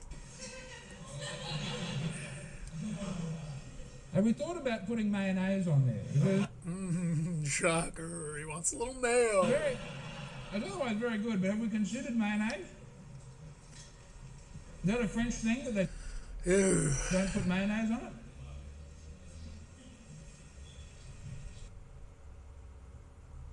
He literally did the thing, but he did exactly what I've accused him of constantly doing, which is say, boy, wouldn't it be a shame if I had to say I don't like this thing, and then he tests it, but rather than being like, I don't like this, he goes, it's good, but have you considered adding mayonnaise? Which again is just him being edgy within the stakes set by him. That would be edgy of me. You ever thought about adding mayo? I am so grossed out. Now that I've noticed his formula, I can't unsee it. Because again, it's way less obtrusive to be like, thought about adding mayonnaise than it is to be like, this sandwich is shit, which would have been funnier. I mean, I know I won't always be eating it while doing a In my opinion. What do I know? comedy show, but it's quite dry. It's good. It's good. It's good. Don't get me wrong. I'm not being edgy, but like, what if I flirted with the edge a little bit in front of all of you? I would like to have a conversation about mayonnaise. You've repeated that. All right. That ends the Baguette 3000 section of the show. Fucking hell. No, I want to talk about it. Hilarious. Now, come on. All right, we've got to get to the poems. There's a hard cut. Now he's about to do some poems. Ah, Everyone seems as stoked as I am. in good time we shall have the poems. I have another observation. I've stepped on the fucking sandwich. I'm so disappointed. I'm so He did. He like ran over. Scuttled? Is that what we determined that he does? Because I think I described a skitter yesterday. We weren't really sure because only small things can skitter, I think. I'm gathering through context. But I think slightly larger things can scuttle. You're more of a scuttler than a skittler, my friend, if you know what I'm saying. disappointed. It was actually pretty good. It was actually pretty good. It was actually pretty good. Oh. Oh, he's repeating things 3 times. That's how you know he's in control and everything is going well. Fuck. No! Cry. We want to see you cry, McCann. Be better than that. You used to have something as a country. Okay, there's some degree of edginess to that. And though you are not now that strength which in days of old moved earth and heaven, that which you are, you are. Lenin. Yeah. From World War II. What, Meldon salt? It's the best salt. I'm devastated by that. It doesn't surprise me that he's an avid reader. He writes like an avid reader. Devastated. No, I will need another one. And let's talk mayonnaise, because... This is almost the opposite side of that coin, where I didn't get very annoyed with him for like pandering, because it wasn't jokes for YouTube. It was jokes for that British audience that got put on YouTube, right? But in this same light here, it's making me even more frustrated. Because it's just like, why would you did put it on YouTube. It's not just a live stream that you did. You clipped this all up, seemingly put a lot of time into it. You protected it with the seal of the UK. And you added this, to like resolve this sandwich bit? Why is it that you insisted on leaving that in and making Island of Strangers longer than Black Israelite? Genuinely, mayonnaise is... I don't know if I've been But again, I want to be clear. I don't not like James Forbes Donald McCann. in America too long. I'm getting all fat on their diet and stuff, but let me tell you. I got nothing to say about mayonnaise. This is England, that was nothing. You guys... What the fuck was that? I'm getting all fat on their diet and stuff. Is... Another one. And let's talk mayonnaise, because genuinely, mayonnaise is... I don't know if I've been in America too long. I'm getting all fat on their diet and stuff, but let me tell you. Yeah, it's our fault. I saw you in 2022, fella. You were... Yeah, it's not America's fault. I got nothing to say about mayonnaise. You left the Shire like that, Samwise. This is England, that was nothing. You guys stood by Ribena. Now, are you aware that Ribena had no vitamin C? Do you know that there are a bunch of school children who are like... Oh my god, he's spiraling? Maybe he's gonna pull up. We tested it and they've been lying. Ribena. Okay, that's exactly what I mean when I say, like, he doesn't know how to mix anything. His sound is just all over the place. Listen to the first one and then how much louder it is when he cuts to his next segment. Do you know that there are a bunch of school children? It's because he's recording one of them. Someone's recording one of them on, like, a phone. But you can alter your audio to be way more even. Children who are like, we tested it and there's 7 Also, compressors exist. Lion. I'm not even going.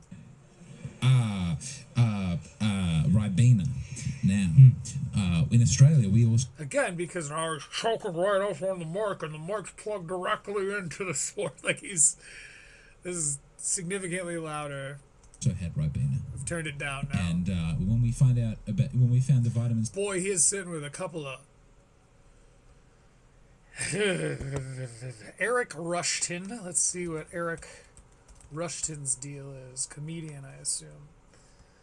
Eric Rushton, stand-up comedian and writer. That always cracks me up when they say I'm a stand-up comedian and a writer, because like they write their own jokes usually. So like, I don't know. Am I to assume that if someone just calls themselves a stand-up comedian that like they go off of other people's material? Is that what they're implying by doing that? Or does that mean he's been like a part of a team where he wrote something that wasn't part of his comedy act? Or are you just talking about writing jokes? You have a comedy special. Why, that's what I wanted to be doing right now, damn it. Yeah, it'll be the next show's problem. Eric Rushton. You know what? I will open up in a new tab. He's pals with James Donald Forbes McCann. Who knows? Maybe it'll be good content reviewing. I also might buy one of his poetry books, but not yet, because I kind of blew the show's budget, my book budget. I have a very exciting book I'm going to be sharing passages from to you. We'll probably read through the whole thing together someday. This is what I aspire for. I think you're all going to be very excited what book it is. It is completely unrelated to the content. It's not like Louis J. Gomez's book, which we will probably do some reading out of. This is a thing. They're all writing books now. It's like, cool. For a lot of people, that's harder to cover. But I've dedicated a lot of years to writing books, so I'd be very interested to see what they're able to put out. Though I will say, even Louis J. Gomez hired a ghostwriter.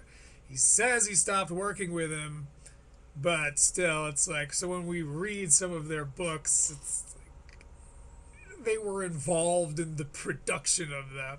But James smacks to me of somebody who is like, oh, I actually wrote it every word. Australia, we also had Ribena. And when we found the vitamin, so he said Ribena. He said to the English crowd, "Did you know there was no vitamin C in Ribena?" I don't know what that is. Some UK shit. C wasn't in there when those school children did that test. I don't know if you remember that. We were livid with Ribena. I had big eyes. Is Australia in the European Union? In there when those school children did that test. I don't know if you remember that. They're like their own thing, right? Yeah. We were livid with Ribena. I had big I didn't know about that. commercials about Ribena. Yeah.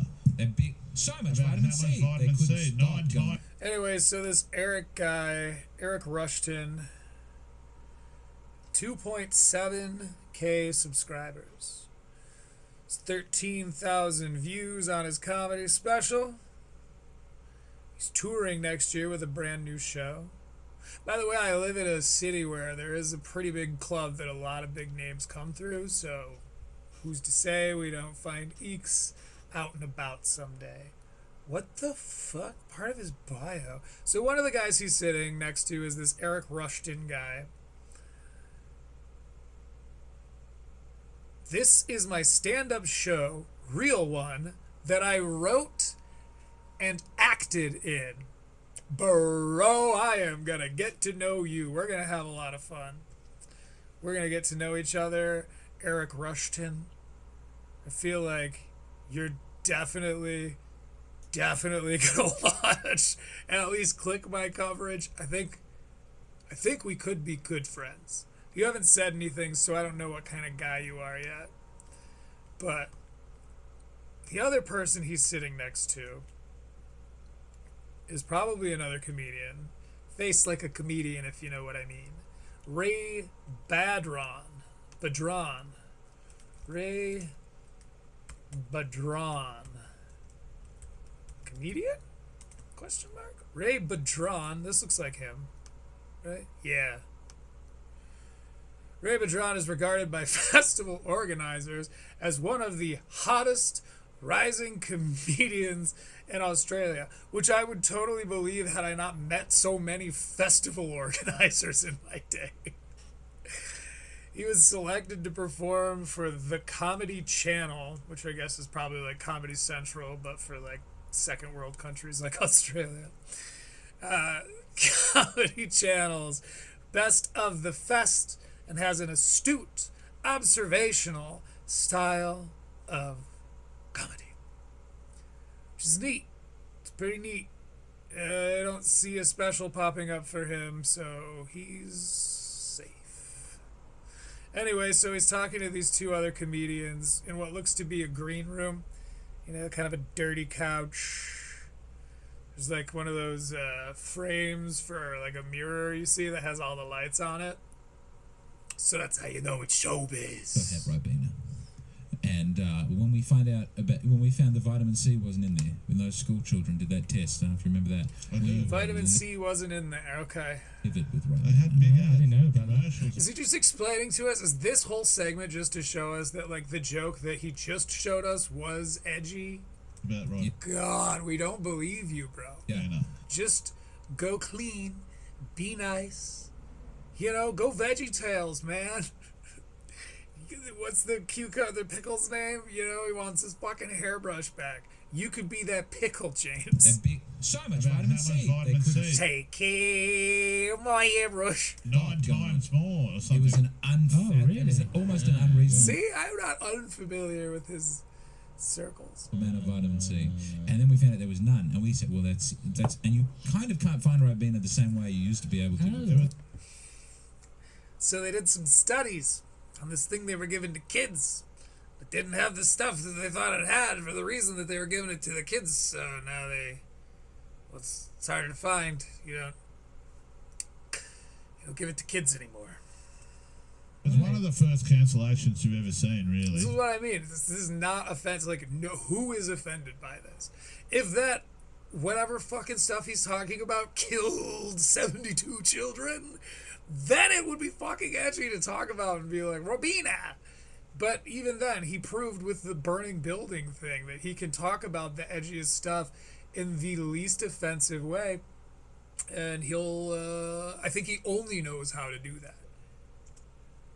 Like the I think he wants to be punk so bad. ban of cancellation. I think he's the kind of guy that hung out with a lot of bands. Lied to us. You know what I mean? That guy who was like, awesome, I really like that guy. I do. There are a lot of that guys that are my friends that I know. Where it's like they're very a part of, like, not a part of the band, but, you know, they're around, you know, they come party with you. Like, they're at every show, they support, they're always reposting your stuff. Like James seems like the less helpful version of that. Where he just like really wanted to be rock and roll. He just didn't want to have to like practice an instrument. But in the UK, you were quick to forgive. I noticed Ribena everywhere. I don't know if we know that. I personally didn't know that. So I could be Ribena is a fascinating Ribenian quite conversation. uninformed. I don't read the They news very kept much. that quiet. I noticed they have increased. They have added vitamin C to Ribena. No, but I it's now think just they like had one. I think normal they had amount. a one like. Is this what all of their conversations are like? This Tim McGraw's me, man. Makes me proud to be an American. Where we'll scream at each other or say nothing. But this Ribena stuff, I don't know. Is this what polite conversation looks like? I want no part of that. A similar one to this, but much more unhealthy, like Sunny J or something. Sunny D. Do you not have Sunny D? No. No one is being Sunny D. Oh, okay. So I guess Ribena is comparable to Sunny Delight. Yeah, that's But quite unhealthy. I think that would, but wasn't it like marketed as healthy at one point when you were a kid? Bro, what's his fucking name? Ray Badran. Ray Badran. I think they misspelled his name in the video, but in any case, Ray Badran has got a whole mouthful of accent, bro. No, Yeah, but that's I quite think healthy. I think that was, but wasn't it like Mark looked at it as healthy at one point when you were a kid I don't know, I can't. or something Yeah, I like think that? like the or whole vitamin C, vitamin Sounds like he needs to finish chewing his food. vitamin D. Could it have had that? Can drinks have that, or is that just a? That's how Or Sunny D, yeah. Like I feel like it maybe had vitamin D. That What's would the make D sense. stand for? What's the D stand? Oh, Sunny Day. Sunny Sorry? Day. Vitamin. Oh, you call it vitamin. Okay, this is like they took the worst deleted scene from a terrible, terrible podcast. And James Donald Ford McCann's was like, oh, we're in a green room, so this is showbiz of us. Yeah, but I like vitamin. Yeah, vitamin. Yeah. Yeah. There's not many. We are like just over 10 minutes from the end of this thing. I think we're gonna make it. I've had fun. Not because of what we're watching, mind you, but because we're watching it together. By the way, if you're watching on YouTube, I'm trying to get to 50 so I can just go live on YouTube and cut out the middleman that is Twitch. No offense, Twitch. Come see me over there if you want to hang out. But we're at 25, which is very, very cool. So please consider adding to that so that I can be one with the rest of the freak show on YouTube Live. Words that I prefer, but I tell you one I do think that should be there. Yeah. Crisp. See what I mean? He sounds like he's talking through someone else's mouth. Well, they don't say crisps. They do say crisp. They do we say don't crisp. say chip. We say chip. Yeah. But then how do you Hot chip. differentiate between Australia, French. I would listen to this guy read me the Fellowship of the Ring. chip? It's You a know, nightmare. you got to say cold. Yeah, hot chip cold is a chip. And then what if you Yeah, have crisps. hot chips that cool down? He even looks like he's struggling, mate. Oh. I hate that he keeps ending those clips with like the canned laughter for the next stand-up bit that he's leading into. Oh, it's Badrin. Badrin is reaching over and he's picking something up off the stage. I don't know what he's... That, I think, was just noises. Guttural noises.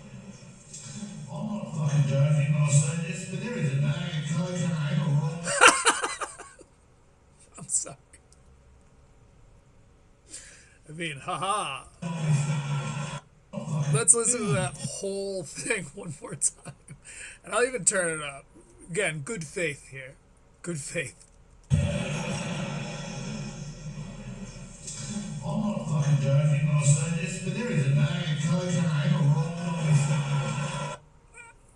I don't know, man. I don't know. I know we speak American English, so you can't exactly call it proper, but my God, what was that? Oh, yeah, mate. He picked whatever up and he's looking at it. The crowd loves it. Clearly they speak whatever broken dialect this is. No, I can't even mimic it in a way that's more dramatic than it just is. Oh, that is fucking unbelievable. I heard that. That's the first, that's the only words I have understood so far.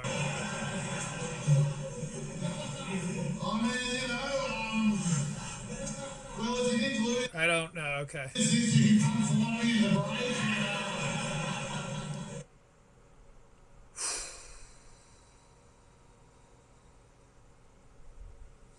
I know what happened. I think James edits these on his phone.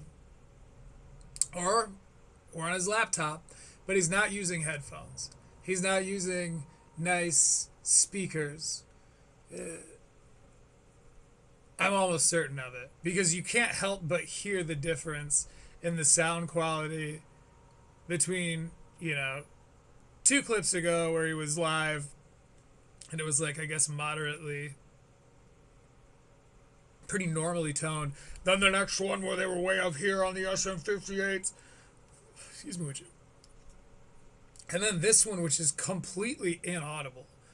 Like, on what medium did he go, like, this is not only so good that it should go in my weird art movie thing I'm doing. It's not only good enough to make it into Island of Strangers, but it's audible enough for me to think, I don't need to touch this at all. This just sounds good. By the way, all that stuff could be fixed with 15 minutes of research on YouTube. Like this very site, my friend. You could just type in how to make my videos not sound like shit. And you'd get someone who would explain it to you in terms you could understand. Even I could understand. Unless it's like this, because I have no idea what these terms are.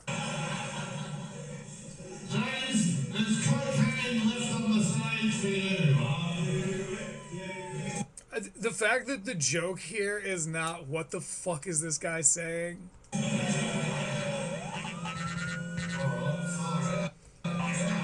Oh, it's all about Team Tail. Oh god, more fucking beats that he just ripped off. It's not even ripped off because it's not stealing. It's just royalty-free beats. I'll show you sometime. You literally just, I could open up GarageBand and put together a thing. In fact, I may make a whole deal out of it. Someday when I can show you the screen behind me like we've talked about, I will. I'll make a James Donald Forbes McCann style beats composition. I'll show you what a non-artist this makes somebody. It's just taking clips and dragging them over and then deciding how many times those clips should go for. Here's the hint. It's going to be a variations of 4 or 8, and that's best case scenario. Might not even know enough to do that and just let it loop the whole time. Like, goddamn, it's a lamp. It's a lamp. It's a lamp. It's a lamp. Blurp, blurp. Messing up the audio sensors. You're not gonna get me, McCann. Just, again, just generic ass sounds. Okay, let me say this. None of my videos are this crisp, okay? There's a lot of good. I wish more people would do shit like this. I just don't like this. Does that make sense? Seriously, you follow? Like, I like that he's kind of doing his own thing. I respect that he is creating in his own voice, you know? I might not agree with all of his takes, even his contrarian ones, but like, you know, I like that he at least wants to be the kind of guy who's putting out new and feisty opinions. And I like objectively like that about him as a character aspect, doing no further investigation at all. I think that it's cool that he makes things like this. I think this thing he made is pointless and weird. and weird, and I don't mean weird like you hope I do, James. I mean weird like, fuck. It's the kind of thing I would accidentally stumble into when I was like on the internet just tripping on acid or something, and I'm like, what am I seeing right now? You'd have to really be on some pretty heavy drugs to get tricked into liking this, I think. Or you're a McCann fan. And there are lots of them. Alright, his special has like 2 million views or something from September. I don't think that he's like one of the worst characters on this roster of Austinites by any stretch, you know. Nor do I find being an Austinite to be any kind of condemnation. It's just it's like Rohan or Gondor, you know, it's just one of the cities in this epic tale we're unraveling. I do want to say that because I want to live in a world where this kind of content is more encouraged. You know, a little more exploratory, a little more rock and roll, you know, kind of.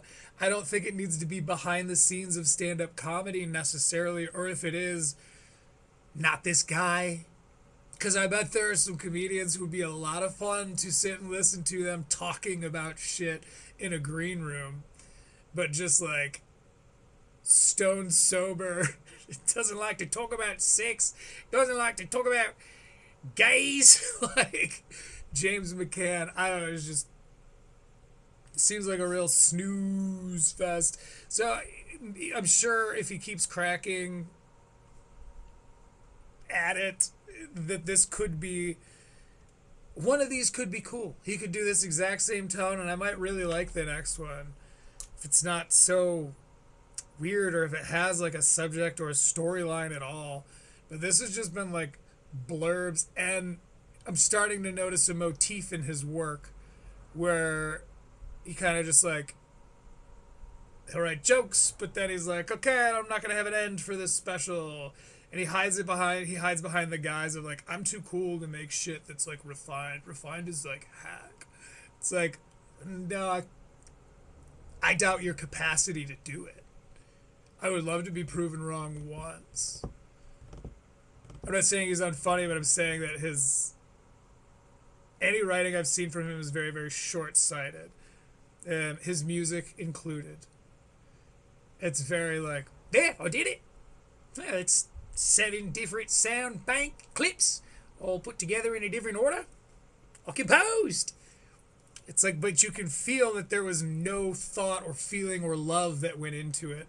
That you were just kind of fucking around, and you've got a big enough audience loyal to you through Shane Gillis, and you're still homies with him, and you're still in that the Gillis sphere.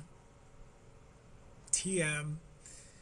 You're still in that Gillis sphere. He's kind of the new kingmaker, and he's brought enough loyal fans to you. You've done JRE, who, yes, it doesn't mean what it used to mean, but it is still a very popular, a very powerful tool for comedians to pull those like more right-winged, Kill Tony-esque fans. As you know, I am a fan of Kill Tony. I'm one of those people, like, in my own special way, I guess. But James is just, I think he kind of half-asses a lot of things and then tries to play that off as like stylistic, because it's just not cool to care. Now, a good counterexample that I have for working very hard at something that I feel very passionate about is my American Redact fan art. I spent loads on this, bro, of time and of resources. Might end up selling it as merch. Kidding. Anyway, we're about 10 minutes from the end of this movie? This video? It is a video. This is one of the videos of all time, as they were saying a few weeks ago. I mean, we've done so much. We got to interview Blondie. I got these beautiful pajamas. We didn't see that? You didn't... Oh, Blondie. Is Blondie the... No, that was Marla. Okay, so maybe this is the section about Blondie. In which case, this is storytelling, James. Lovely. You've made me ask a question, and now if you answer it, I will be satisfied as an audience member. Should really be wearing my top. You got such a good top. I'm gonna. Oh, They're back in the room with Sam Clark, Civic driver / singer and beats maker. James is fully like this.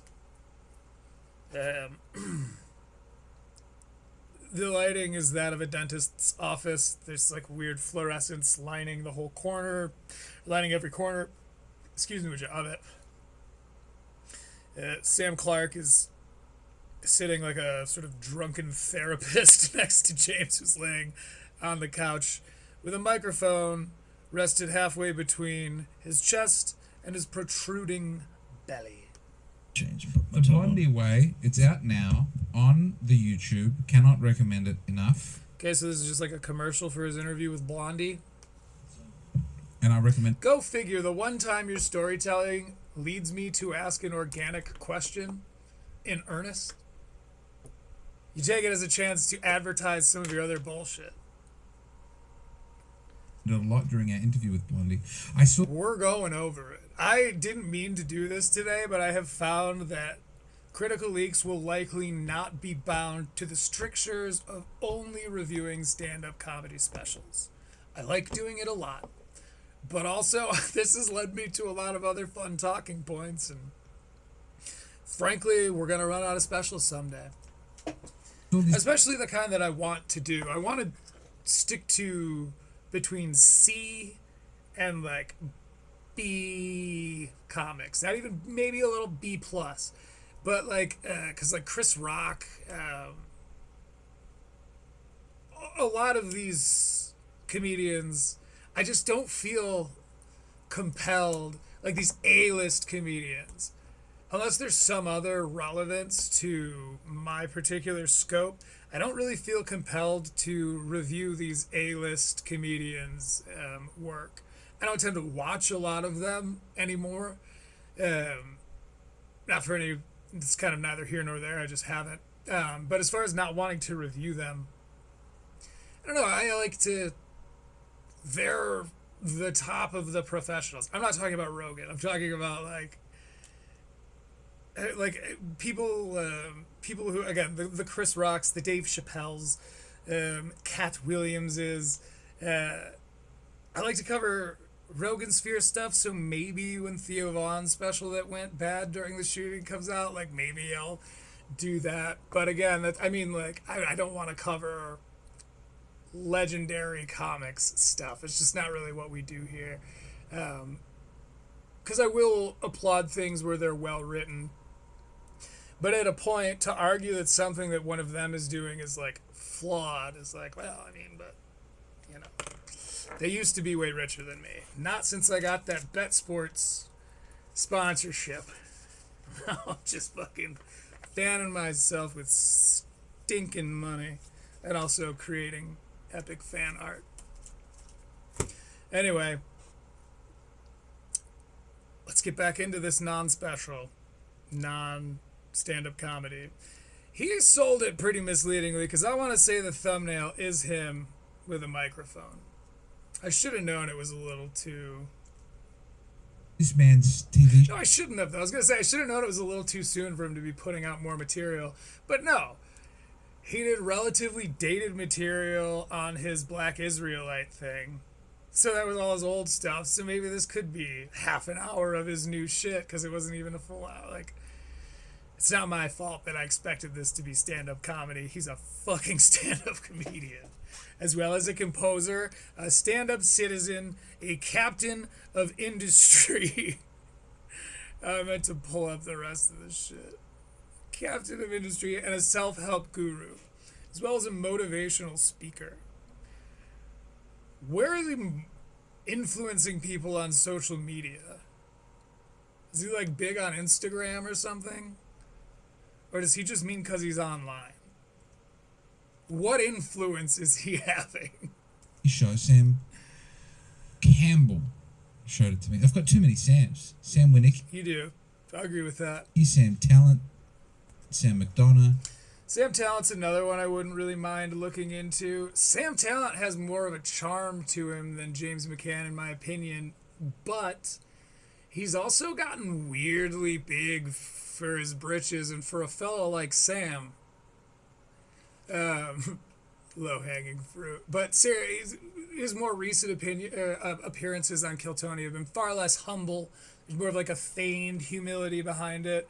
Where he's like, but, you know, seriously, thank you so much for all the support. Blah, blah, blah, blah, blah, blah. It's like Kill Tony kind of made you, Sam, like, and the fan base liked you because, like, you were quick and witty and you had this, like, edgy comedy guy thing to you, but you were also, like, not a bitch. So we're going to have to look into Sam Talent, but... Again, these like B-, C+ comedians, I'm really, really into checking out their specials and seeing, you know, how they develop. Because eventually, if the industry's age-old cycle is to be honored, they're the next tier, you know, the next class of A-tier comedians. So, we'll see. Sam Campbell. Probably some other Sams that I'm leaving out. Sorry, Sams. For sure. Definitely. You left out Sam Badran or whatever. That's Ray. And he's... What's this other guy? Oh, it's Eric.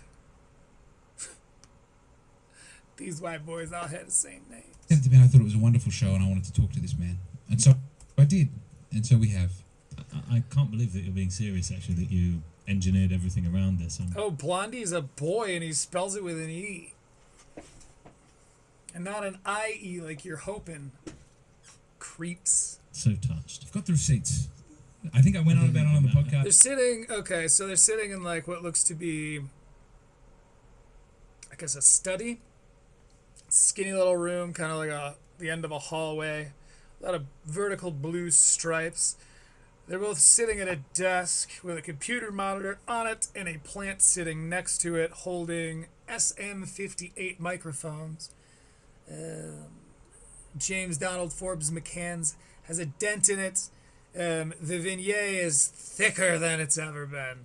And they seem to be talking about that I can't deliver. Oh, there's a cool, in the far back, in the background, there's some cool stained glass. Now, I don't think it's real stained glass. I think it's that stuff you can, like, stick to regular glass. But either way, it's a nice touch. Engineered everything around this. I like stained glass. So I'm so touched. I've got the receipts. I think I went on about... Let's go back. I have no idea what the hell these two are talking about. He has too many Sams. To this man. And so I did. And so we have. I can't believe that you're being serious, actually, that you engineered everything around this. I'm so touched. Engineered everything around this. I think he's talking about just this meeting, that you made this meeting happen. The receipts. I think I went on about... Or does he also self-describe as an engineer? On the podcast for a long time. Even if it were a lie, I'd be touched by it. He's a fucking podcast? Ugh. I don't think I can. This is that's too deep of a character study for me. By your lie. Not for him. He puts me on edge. So thank you, first and foremost. Most. It's one of the nicest places I've ever been, and Doug Stanhope's another guy I probably won't cover. You know, just a lot of those older, like Attell. Just if they were ever on like Comedy Central or something, there's a good chance I'm not going to cover them. If they have their own sitcom, they're probably not going to end up on Eeks' scope. When I was watching the show, I guessed pretty quickly that it was real and it was a real office. I didn't know how much was a character and how much would be you, and it's been very lovely to... There are lots of comedians who are like this, and I've mentioned it before, but I don't mind saying it. I don't mind repeating myself here. Sometimes I reiterate. In this case, I'm veritably repeating myself. But it's almost too... It is overexposure. I'm learning too much about them. To remain exclusive is far more alluring, and they're like, yeah, I'm this wacky, interesting, zany, eclectic, eccentric character on stage, and then I'm just like a normal guy who's like pretty middle of the road and kind of conservative, you know? Like,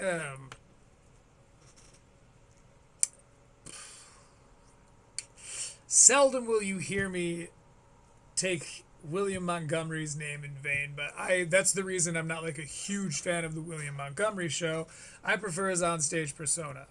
I did like Brothers in Cursive, but that's because it was a madhouse.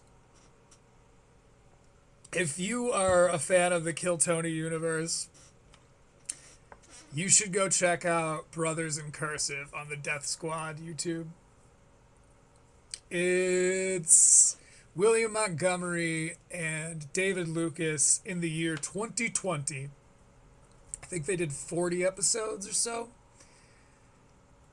And the whole time, William is just hammered and like high on cocaine and just being a real shithead. Where David Lucas and Red Band end up being the word of reason. Many, many times, although William is, of course, what makes it interesting to watch. This is also before David Lucas had his character down, because he was very king of the streets when he was in LA. Now that he's moved to Austin, he's more of that, like, down-home Georgia fisherman guy. His character has changed pretty significantly, and if you watch Brothers in Cursive, you can kind of track that because that's like right around when the move to Austin happens, and then they're talking about it. After they move to Austin, the podcast stops unceremoniously. There's not like a, this is our last episode, so none of that shit. So go check out Brothers in Cursive if you want, because that guy who William now, I think, all right, so William's character now is who he kind of used to be. I'm a big fan of William Montgomery. I've loved watching his journey, but he's far more mild-mannered and laid back and a sober guy now, and is more like conservative, southern, down-home upbringing is kind of like shining through. I think he's always been nice. Now he's not like a chaos factor, and I like that in my performers. Discover that I like a performer that you're like, man, he might die tonight. They're a real person. This is I've been called worse. I've seen. He's a real person. He's been called worse. Okay, fuck it. We've looked up everybody else. Who the hell's Blondie? I swear to God, is it you? His name is Blondie McCoy. Probably totally his real name. Let's ask Google AI. Who is Blondie McCoy? Blondie McCoy, born 1997, good year, is a British artist, clothing designer, skateboarder, and model. So I bet he is quite a conversationalist. He's living and working in London. His artwork engages with themes of popular culture, chemical imbalance, right on, and modern-day religion. Bold. It has been exhibited internationally, which means he's probably also very edgy.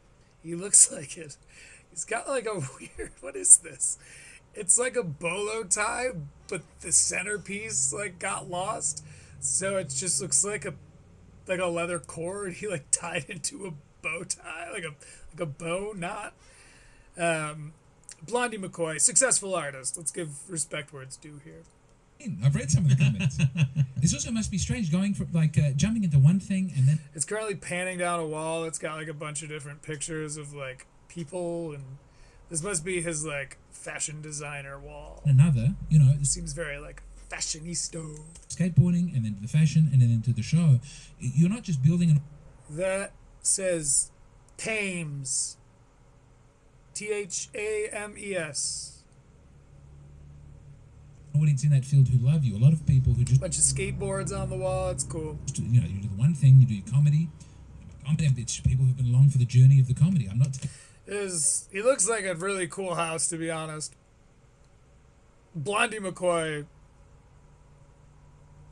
His aura is being diminished by James's description of him. People who like one thing I did and saying, now watch something completely different. I approach all of these vocations in much the same way. Yeah, he's cool. I like Blondie McCoy. Yeah. A lot of what I've always loved about skateboarding is skate filmmaking. A lot of my favourite things in skate videos is not skating. Yeah. Well, there we do disagree, Blondie.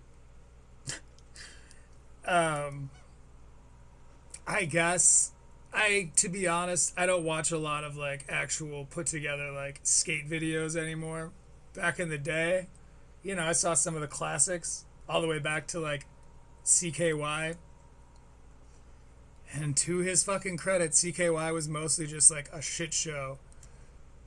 So, alright. I revoke my disagreeing with Blondie. We may be falling in love, he and I. A lot of what I love about doing clothes is selling the clothes to people, writing newsletters, writing product non-descriptions, I call them, about them. And good for him for that. How come I've never heard a comedian say that? Like if Tom Segura came out and was like, look, I just fucking love the business side of this. Like, I love that I'm the product and that's what I'm trying to sell, and I love making that sale, man. It's like, whoa. It's very self-aware and front-facing of you. I respect that. I've never heard anyone say that. I like that this artist is like, no, part of it for me is like making the thing and then figuring out how to sell it. It's like part of the art for him. I think that that's very cool. The It's all emails are great. interaction. It's one of Or it's masterful coke, but even that would be cool. the best. Then it's cooler than to just pretend you're like some underground guy who's calling it like it is. But also, please remember to subscribe to pay to listen to my ad copy reads, which James hasn't done so far. To be fair, James kind of isn't a get that bag kind of comics that I've noticed really. And I pointed this out earlier and in the previous episode, but he didn't inundate his material here, which he has 87.5k subscribers. So, like, he could be making money off of cramming his work full of ads. I applaud him for not doing that, because he's one of a few.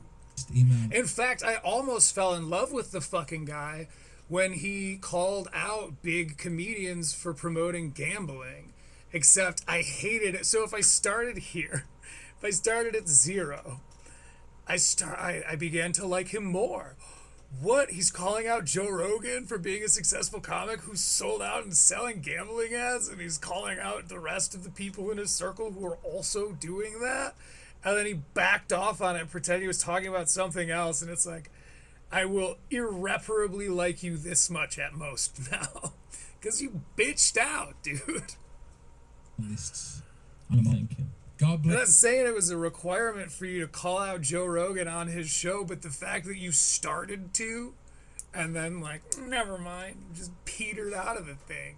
Yes, The Blondie Way, out now on YouTube. Check it out. Don't miss it. Have I missed the opportunity to do that the whole time?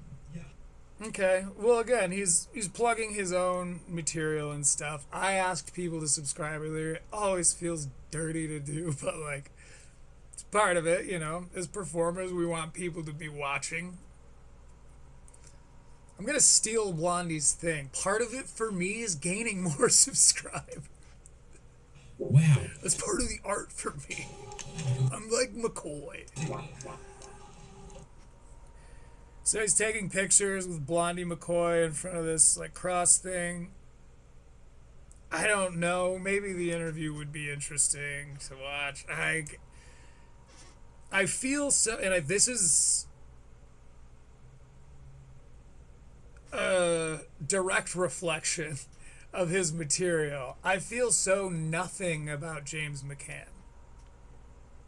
He doesn't make me feel any kind of way. I'm not, like, stoked to, like, hear what he has to say or watch his stuff.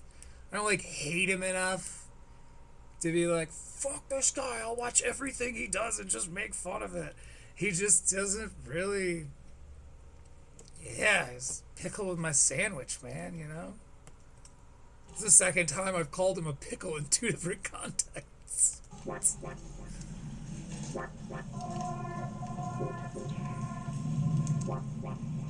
That's what that character Larry is, right? It's like Larry and Bob the tomato. Anyway. He's a cucumber. Someone get back to me on this VeggieTales nonsense. So he's walking. This is another train shot. He's down in the tube. There's some generic clip of someone else playing music that he added, called his. Unless it's him on the guitar with a motherfucking wah pedal and a delay pedal. And he's fucking wah, wah, wah, wah, wah, wah. It's not, but that's the kind of thing I can directly call out. Because you can go find lots and lots and lots of me doing that. Where to find it, though?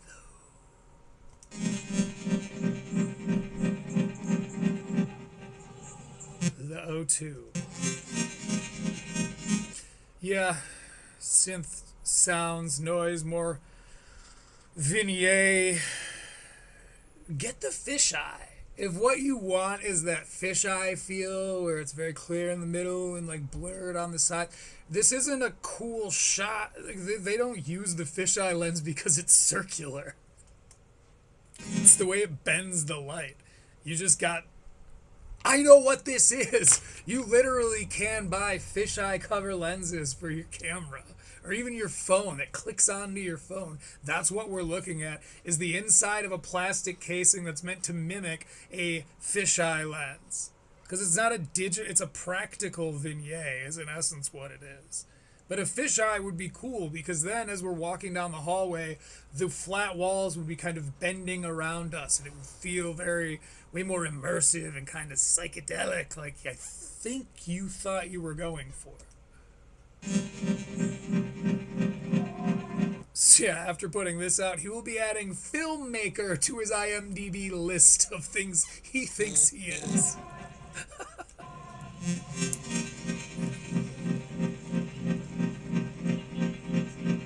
Just gonna have to call this video Critical Leagues Level 6, shitting on James McCann for 2.5 hours. It was not what it was supposed to be, James, but you clickbaited me into thinking I was gonna get to watch more of your stand-up comedy. Now I'm just like, what is the story we've been told here? I didn't know. I got a new camera and didn't really want to stop recording bullshit. Even that thing with Blondie was just a plug to show us that he did an interview with Blondie. I guess it's telling the story of him in the UK? If this ends with him on a plane headed back to Austin, it's a story. I didn't get the moral, but it's a tale nonetheless. Beginning, middle, and end, and all that. It's kind of obscure. I mean, this is sort of cool. Like, again, if I was like late night and my friends like pulled this up and we were all like saucer-eyed and this came on, I might have been fooled into thinking it was pretty cool.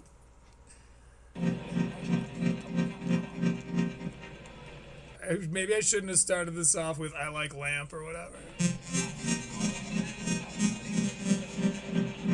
Hey, yeah. And again, if you don't know what you're listening to and right now what you are hearing is something that sounds cool to you, you're not wrong, he just didn't do it. This isn't his synth tone where he got a sine wave and then adjusted 100 knobs to make it. He clicked a preset synth, maybe changed a few things about it, and is hitting a single key at random intervals. Like yes, it sounds cool, but he didn't make those sounds. He, at best, applied them. Like, you could set this to anything and it would feel dissonant and mysterious. And that's not a compliment, James.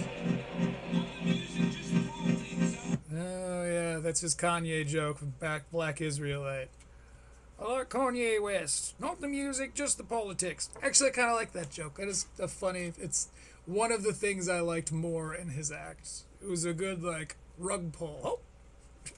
Oh, I didn't expect that. You have subverted my expectations.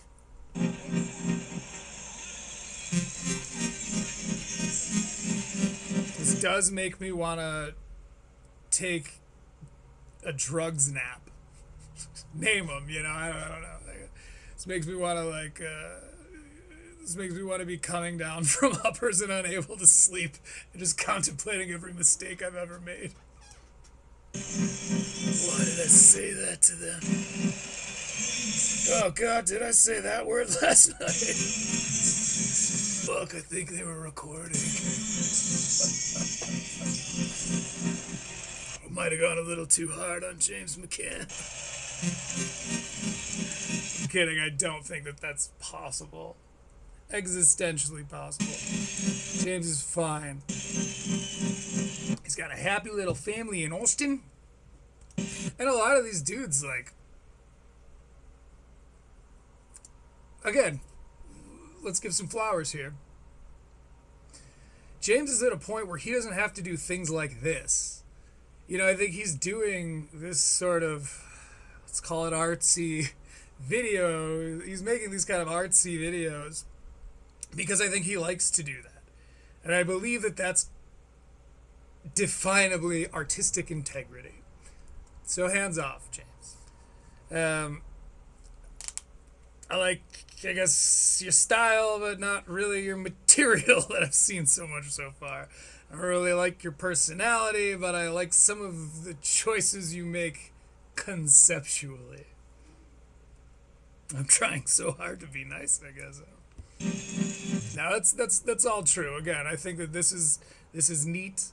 I think people not like James, someone who does this sort of way more thought-provoking, art piece-esque video is a Elephant Graveyard is ushering in that. And it's so funny because like everyone in my little circles of online stuff just worship the guy. I mean, Red Bar called him the king. Like, that's huge. He does a lot more. I think they actually do their own music and stuff, and that's cool. And it's got this like dissonant vibe to it. But he's actually delivering things that have substance and aren't just agreeing with what is okay to agree with. It's not, he's not coming out with weekly Kreischer'ian hate videos. Bert Kreischer's finally crashed. He's finally hit rock bottom again.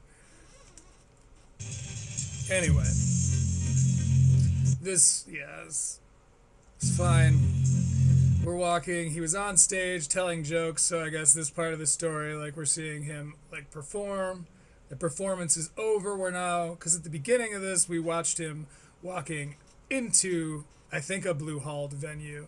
He's now walking out of it, so I think he is going to try to land this as a sort of story. Which, if you got a bunch of fucking footage, you want to hang on to it. Yeah, I get that. That's, again, proof that I would be doing these things even if no one is watching is I'm doing these things and really not a lot of people are watching. Shout out Pops, what's up? So I can respect that in him.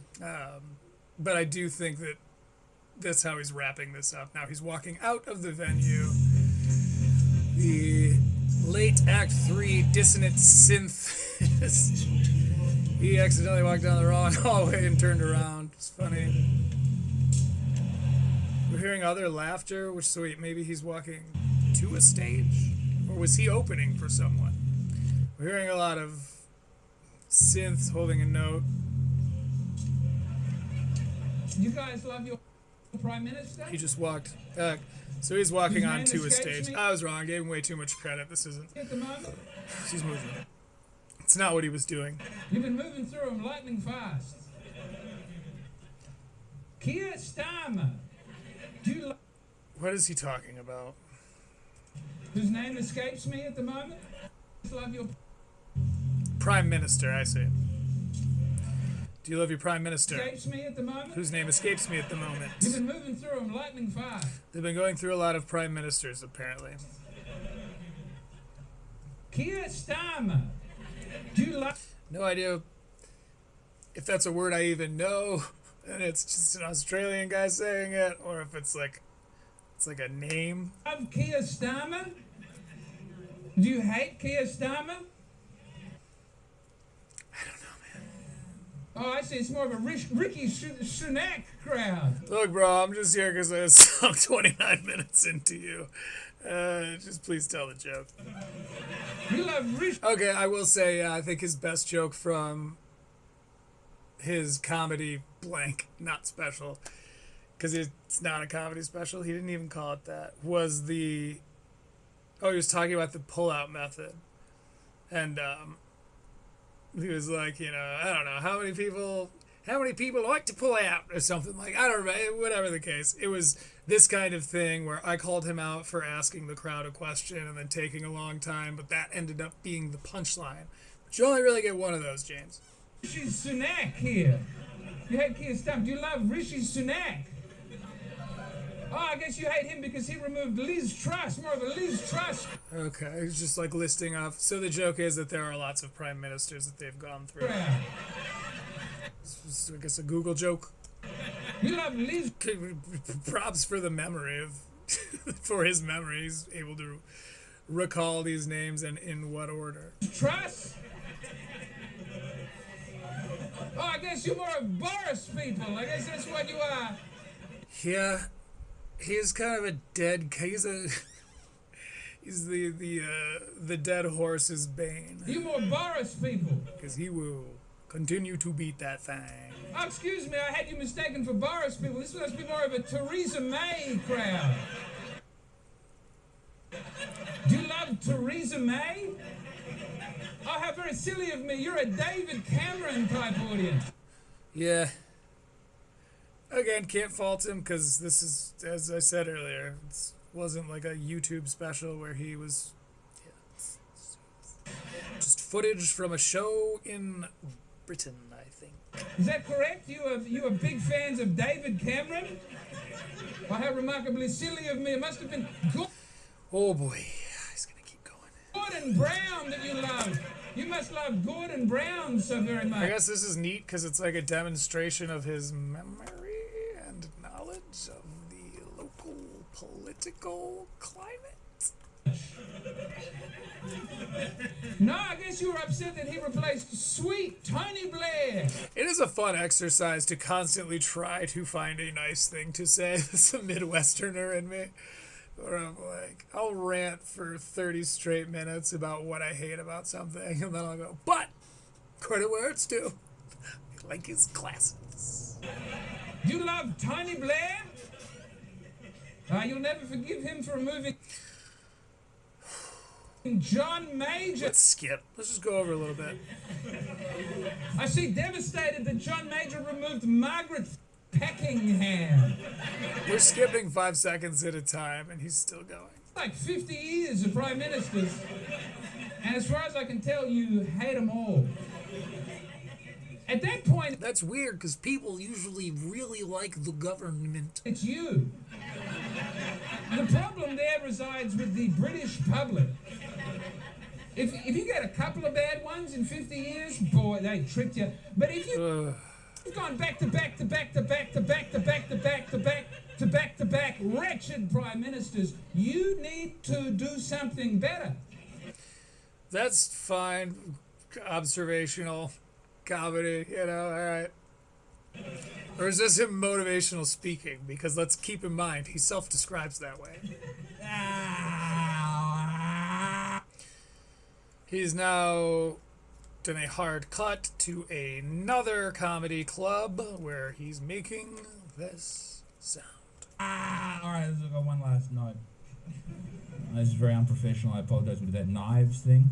Do you guys remember that Badgerin guy who couldn't understand a damn word of him? We did, I should just leave. I should just walk off. I was going to say, he's bright red. Glad you stopped. I think that's real blushing. All that stuff and you put it in your museum. I was going to say, I'm glad you stole all that stuff and you put it in your museum. When Britain ruled the world, that... Another jump. So what is, I guess this is like a highlight reel. Was when it was good. I don't care that I have to leave in 45 seconds. This is what I'm going out on. I'm glad you had an empire. I bet you are. Your people wouldn't exist, and nor would mine if they hadn't. Best empire. No other empire left people railroads and stopped them from burning their wives. Have a little self-fucking respect. I'm glad you stole all the world's shit. You got a cool museum out of it. Whew. What? Have you met a contemporary Greek person? Would you trust them to look after the marbles? It's pretty funny. You guys, you put it in a nice room and you take care of it. They were in bad shape. I mean, it might be interesting to like go see him live, because then at least you'd catch the whole show rather than like a curated, edited, multi-night, blended, you know, final production. I'd like to see him because it seems like when he's live, he's on his feet. You know, he's on his toes. He works the room pretty well. And to his credit, seeing him perform the same joke 3 different nights does make me want to see him live more because there is enough variation while he's like refining things. When you got him, and now you can keep that safe even for the Greeks to come and look at him sometimes. If you left them to their own devices, not even they could. Go back for the rest of it. That's what I say. Back for the rest of... Oh, like what they have. I see. I have to leave now. We're getting there too, Jamesy. We're getting there too. Only a couple minutes from the end here, my friends. Let's see how he sticks this, and we'll do a good old-fashioned Ixian send-off.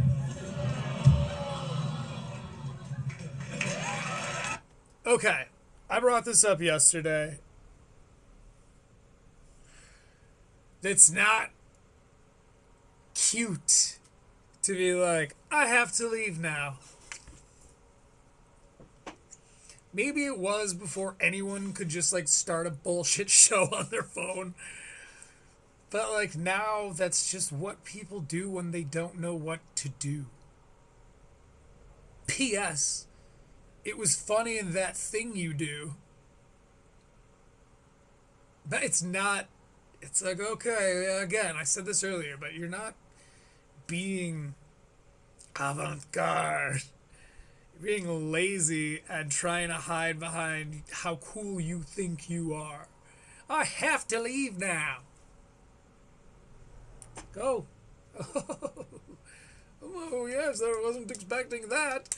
It's like you weren't expecting that because it's a lazy, tasteless move. And if, as I called him out earlier, if someone could send me a clip of him nailing a finale, if you could send me proof or a counterexample that James Donald Forbes McCann leaves his stand-up specials unceremoniously because he chooses to, and it's a stylistic choice. If you can send me proof of that, fantastic, and I'll cover it on here. But you won't. I don't think it exists. I strongly believe he just doesn't know how to close. And EEC scores are for closers, James. Thank you. Thank you. Thank you.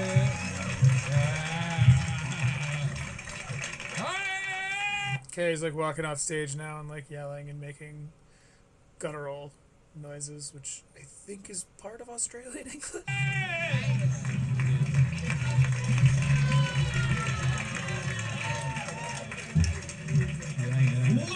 By the way, speaking of Australians, it was really, really funny to watch More Cringe, who's Podcast Cringe, who's an Australian lawyer who makes content in the space. If you're watching this, you probably know who Podcast Cringe is. His other channel, More Cringe, covered Internet Anarchist, who is also he's a YouTuber who got in trouble for stealing people's content, blatantly plagiarizing them. People said his subscriber count went down, but he might have lost 0.1 of a percentage point. Like, he hasn't lost next to any followers for it. But it was really funny to listen to Podcast Cringe call that out and then go in the comments and see fans of Cringe be like, can't wait to see Too Lazy cover something similar soon. And it's like, you do understand Podcast Cringe stole everything from Too Lazy. Like, without Too Lazy, Too Try, or Red Bar, there would be no Podcast Cringe. I'm not saying that it's the same stylistically, but like, give credit where it's due, man. Like, Too Lazy is one of the Mount Rushmore, you know, for like that. Especially, not anymore, he's kind of moved on. He's doing other YouTube coverage. I think he's moved on pretty gracefully, way more so than like your Podcast Cringes who have gone behind their paywalls, or your American Redacts who fucking rule, or Comedy Enforcement who might be unalive somewhere. There's been no word from Comedy Enforcement, and I guess that's kind of part of the game, you know. I guess that happened to Sunny V2 some point last year, 2 years ago. Like, YouTubers just stop YouTubing sometimes, I guess. But anyway, so I think Too Lazy has not even stepped away. There just hasn't been anything in the comedy world really worth him covering, I don't think. Not since Riyadh. But again, give credit where it's due here, boys.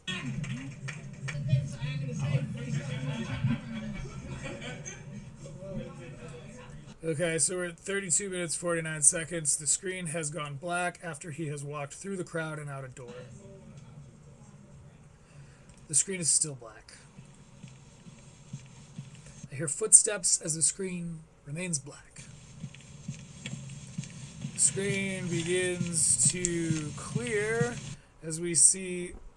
What's funny is this all looks like it's shot from a suitcase cam. That's what this looks like. Shooting it low like this and then adding that fucking Amazon fisheye lens converter. It makes it look like an old spy movie where like they carry the suitcase and there's like a camera hole cut out of it. That's what this looks like. This looks like footage from a 90s movie. This whole thing is weird. I feel like I'm about to watch a mugging. Or like he's like some kind of undercover New York police guy. Really long sequence of him walking. Still doing it as stolen synth sounds begin to play. I skipped ahead 5 seconds. Oh, he's about to speak. It's a very sensitive subject, especially for those who survived and the relatives of those who Oh, he's at that tower now, I think. died. The relatives of the 72 who died inside Grenfell Tower. Okay, so now he's doing like a montage over dissonant synth music. That isn't his. Dissonant synth music. And if it is his, you know you did, dude. You know you clicked a preset synth and adjusted some of those 8 knobs. And then you applied 0 previous knowledge or any kind of musicianship, any kind of musicality or instrumentalism to this. You at best, and I don't even think you did this, I could probably match this tone exactly, but at best you made some slight adjustments to some preset tones. It's great that you're making music, but to call yourself a composer opens you up to ridicule. 2 people died. Again, you're a composer like I'm a stand-up comedian. Dozens more were injured. They should have been keeping us safe. They should have been insured. It's not necessarily a fair, it doesn't match 1-to-1. That's a metaphor. Sure. Or a simile. Anyway. That a tragedy like that could never happen. Grenfell was totally avoidable. Report says the... Okay, so he just... so embarrassing. Okay, so in this example, my palm is the wall, and you're the camera, and the camera is moving back, right? So this is the wall. The camera moves back to reveal a little heart on the inside that says Grenfell. I can just picture, and I've gotten shots like this, that's how I know. I can just picture him like putting the camera, poking it to make sure the autofocus lands properly. People killed in the fire. Grenfell. Were badly failed at almost... Okay, so I guess this is him being like, well, this is Ross, we joke, but this is what it actually really is. The difference between comedy and tragedy itself. Every level, by successive I read a lot. governments, I swear I read a lot. companies, and the authorities through incompetence, dishonesty, Ew, this feels like editorializing a little bit. and greed. Is that diagnosed, or is that legal dishonesty? Is that legal greed? All of the deaths were avoidable. That doesn't feel like news. Where is this? Is this like a podcast?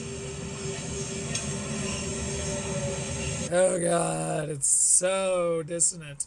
You know, soul rest in peace and everything. I just don't understand why it's a part of this. I guess because he was there and this is a thing that he did and this is a story about the things that he did when he was there. I don't know. Oh, and there's the tube covering it all up. It's almost like art.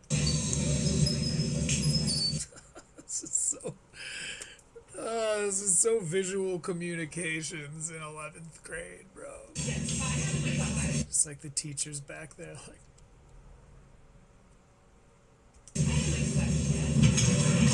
Cut to black. We're at 34:09 of 35:15. Are we staying black? Oh boy, here we go. I bet it's gonna be music. I hope it's not music. Not him on a keyboard. Now, I'd love to be wrong about this. I would love to find out that he's got chops and he's going like he's not.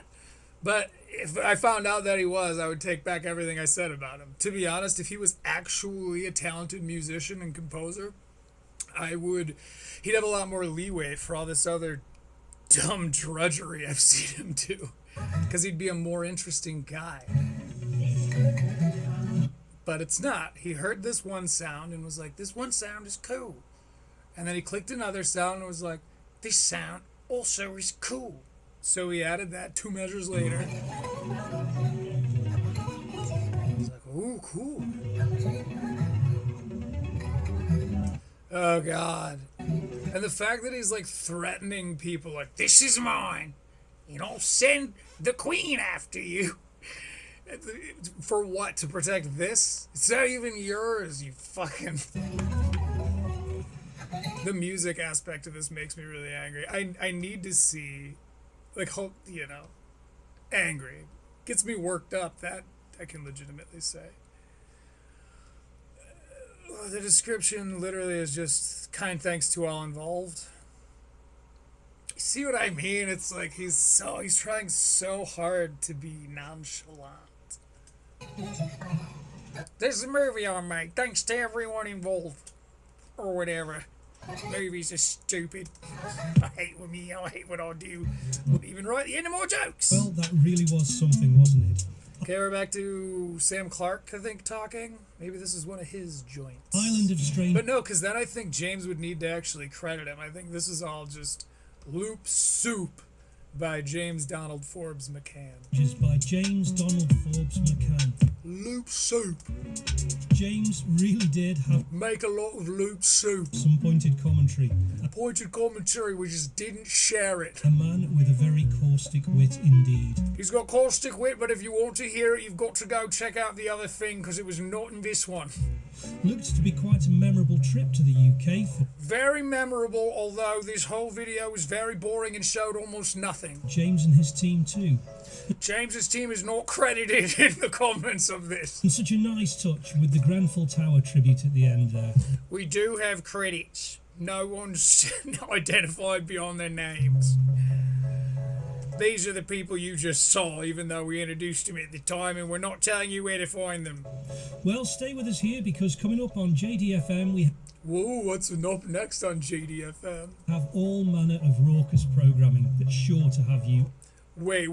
Are we talking James Donald Forbes McCann raucous? In splits. Okay, let's not take it out on Sam Clark. Sam Clark never hurt nobody. Yeah, no, it says Sam Clark at the end. And now the music plays out. There's like a bass strike every now and again, because James clicked it once and was like, "Oh, I'll put that on one every now and again." And that's the end, ladies and gentlemen, ladies and gentlemen. Well, it's not a stand-up special, so I can't give it an eek score, but my final thoughts are, I'll just pretty much summarize what I said the whole time. I think, in concept, it's very cool that he's making weird stuff. I think James thinks this is really cool, and I think it's cool that he thinks it's cool. Like, I don't, I'll probably never click another one of his videos. I don't see myself, again, just because I don't feel any way about him. If he was more of, excuse me, let me take a sip real quick. If he was more of the guy he tells us he is, if he was this edgy, contrarianistic orator who dabbles in motivational speeches because he really has a powerful perspective, but a lot of compassion and empathy for other people, then, like, I could see this working. He's just not that guy. He's like a family man who wants to come off like he's this edgy rock and roll road dog style comic, except for when he's talking about his scruples, in which case he wants to come off very saintly, or when he's on JRE, in which case he wants to come off quite senatorial. And it's like he never is just picks a guy and is that guy. He's constantly skirting the line of being like almost offensive in a way that's not clever, but more comes off kind of, to me, very cowardly. I think if he had the stones he wants us to think he has, he would have told that abortion joke. I think that he would be way more outward about these opinions that he's constantly hinting at and like throws out there every now and again, but then backs away from. Excuse me, would you? I think that it is very un-rock and roll to outwardly threaten everyone to not steal your content, because, like, no shit. Like, that would already be a rule if you didn't put it up there. But I was bartending at a festival one time. It was called Bottle Rock. It was in California. And it was 2 weekends long. And I was on the road. I had hitchhiked out there. So I didn't have like a car. I was just staying in a tent that I had bought. And after the first weekend, I had like lots and lots and lots of cash. Cold, hard American dollars. Mostly in dollars. Big wads of dollar bills because I was bartending. And I was like, man, I can't bring this into work with me. But I really don't want to just leave this in my tent. And so caught a ride up to Walmart. And I was looking at locks. And I happened to strike up a conversation with a guy who was there. It might have been an employee. I said, like, what are you looking for? Yada, yada. I'm looking for a lock. I want to put it, like, between my zippers on my tent. And this guy's like, nah, man, you don't want to do that. Like, he said, locks are just there to keep honest people honest. If a thief wants your stuff, he's gonna get it. Putting a lock on your tent is just telling thieves that you've got valuable things in there, and non-thieves weren't gonna steal it anyway. It's literally just a rob me flag. And it's the exact same thing here, where it's like, well, the people that wanted to steal it still can, just like that top comment, are now far more inclined to do so. And the people like myself who are going to review this in good faith and under the American law of fair use, we're just turned off by it. We just see that as like a fuck you to us. It's like, no, sir. Fuck you. Who was going to just steal this? And if it was a joke, it did not land, my man. James Donald Forbes McCann. Someday I'll read your poetry. If anyone hears this and has a counterpoint to anything I have had to say today, I'm not married to any of my takes. If you present me with proof and logic and I find I'm wrong, I will happily admit it. Send me a James Donald Forbes McCann banger. Send me something where I can't point to where he got those samples from. Send me some of his prose. Send me a snippet of his poetry. And if it's great, I will admit that I love it. But until that time comes, you're not even interesting enough for me to hate you, James. I did, however, have a good time covering this with my friends. Critical Leaks has an absolute blast. I'm falling more and more in love with doing this show. I appreciate all of my new friends who have subscribed and are helping me get to 50 subscribers. If you've listened to this whole thing, you fucking rule. There will be another one coming out soon. This has been Critical Leaks, and in the meantime, be nice.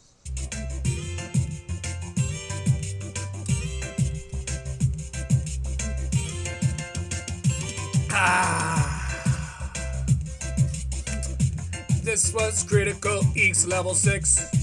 Oh. Alright, I had a great time. Take it easy.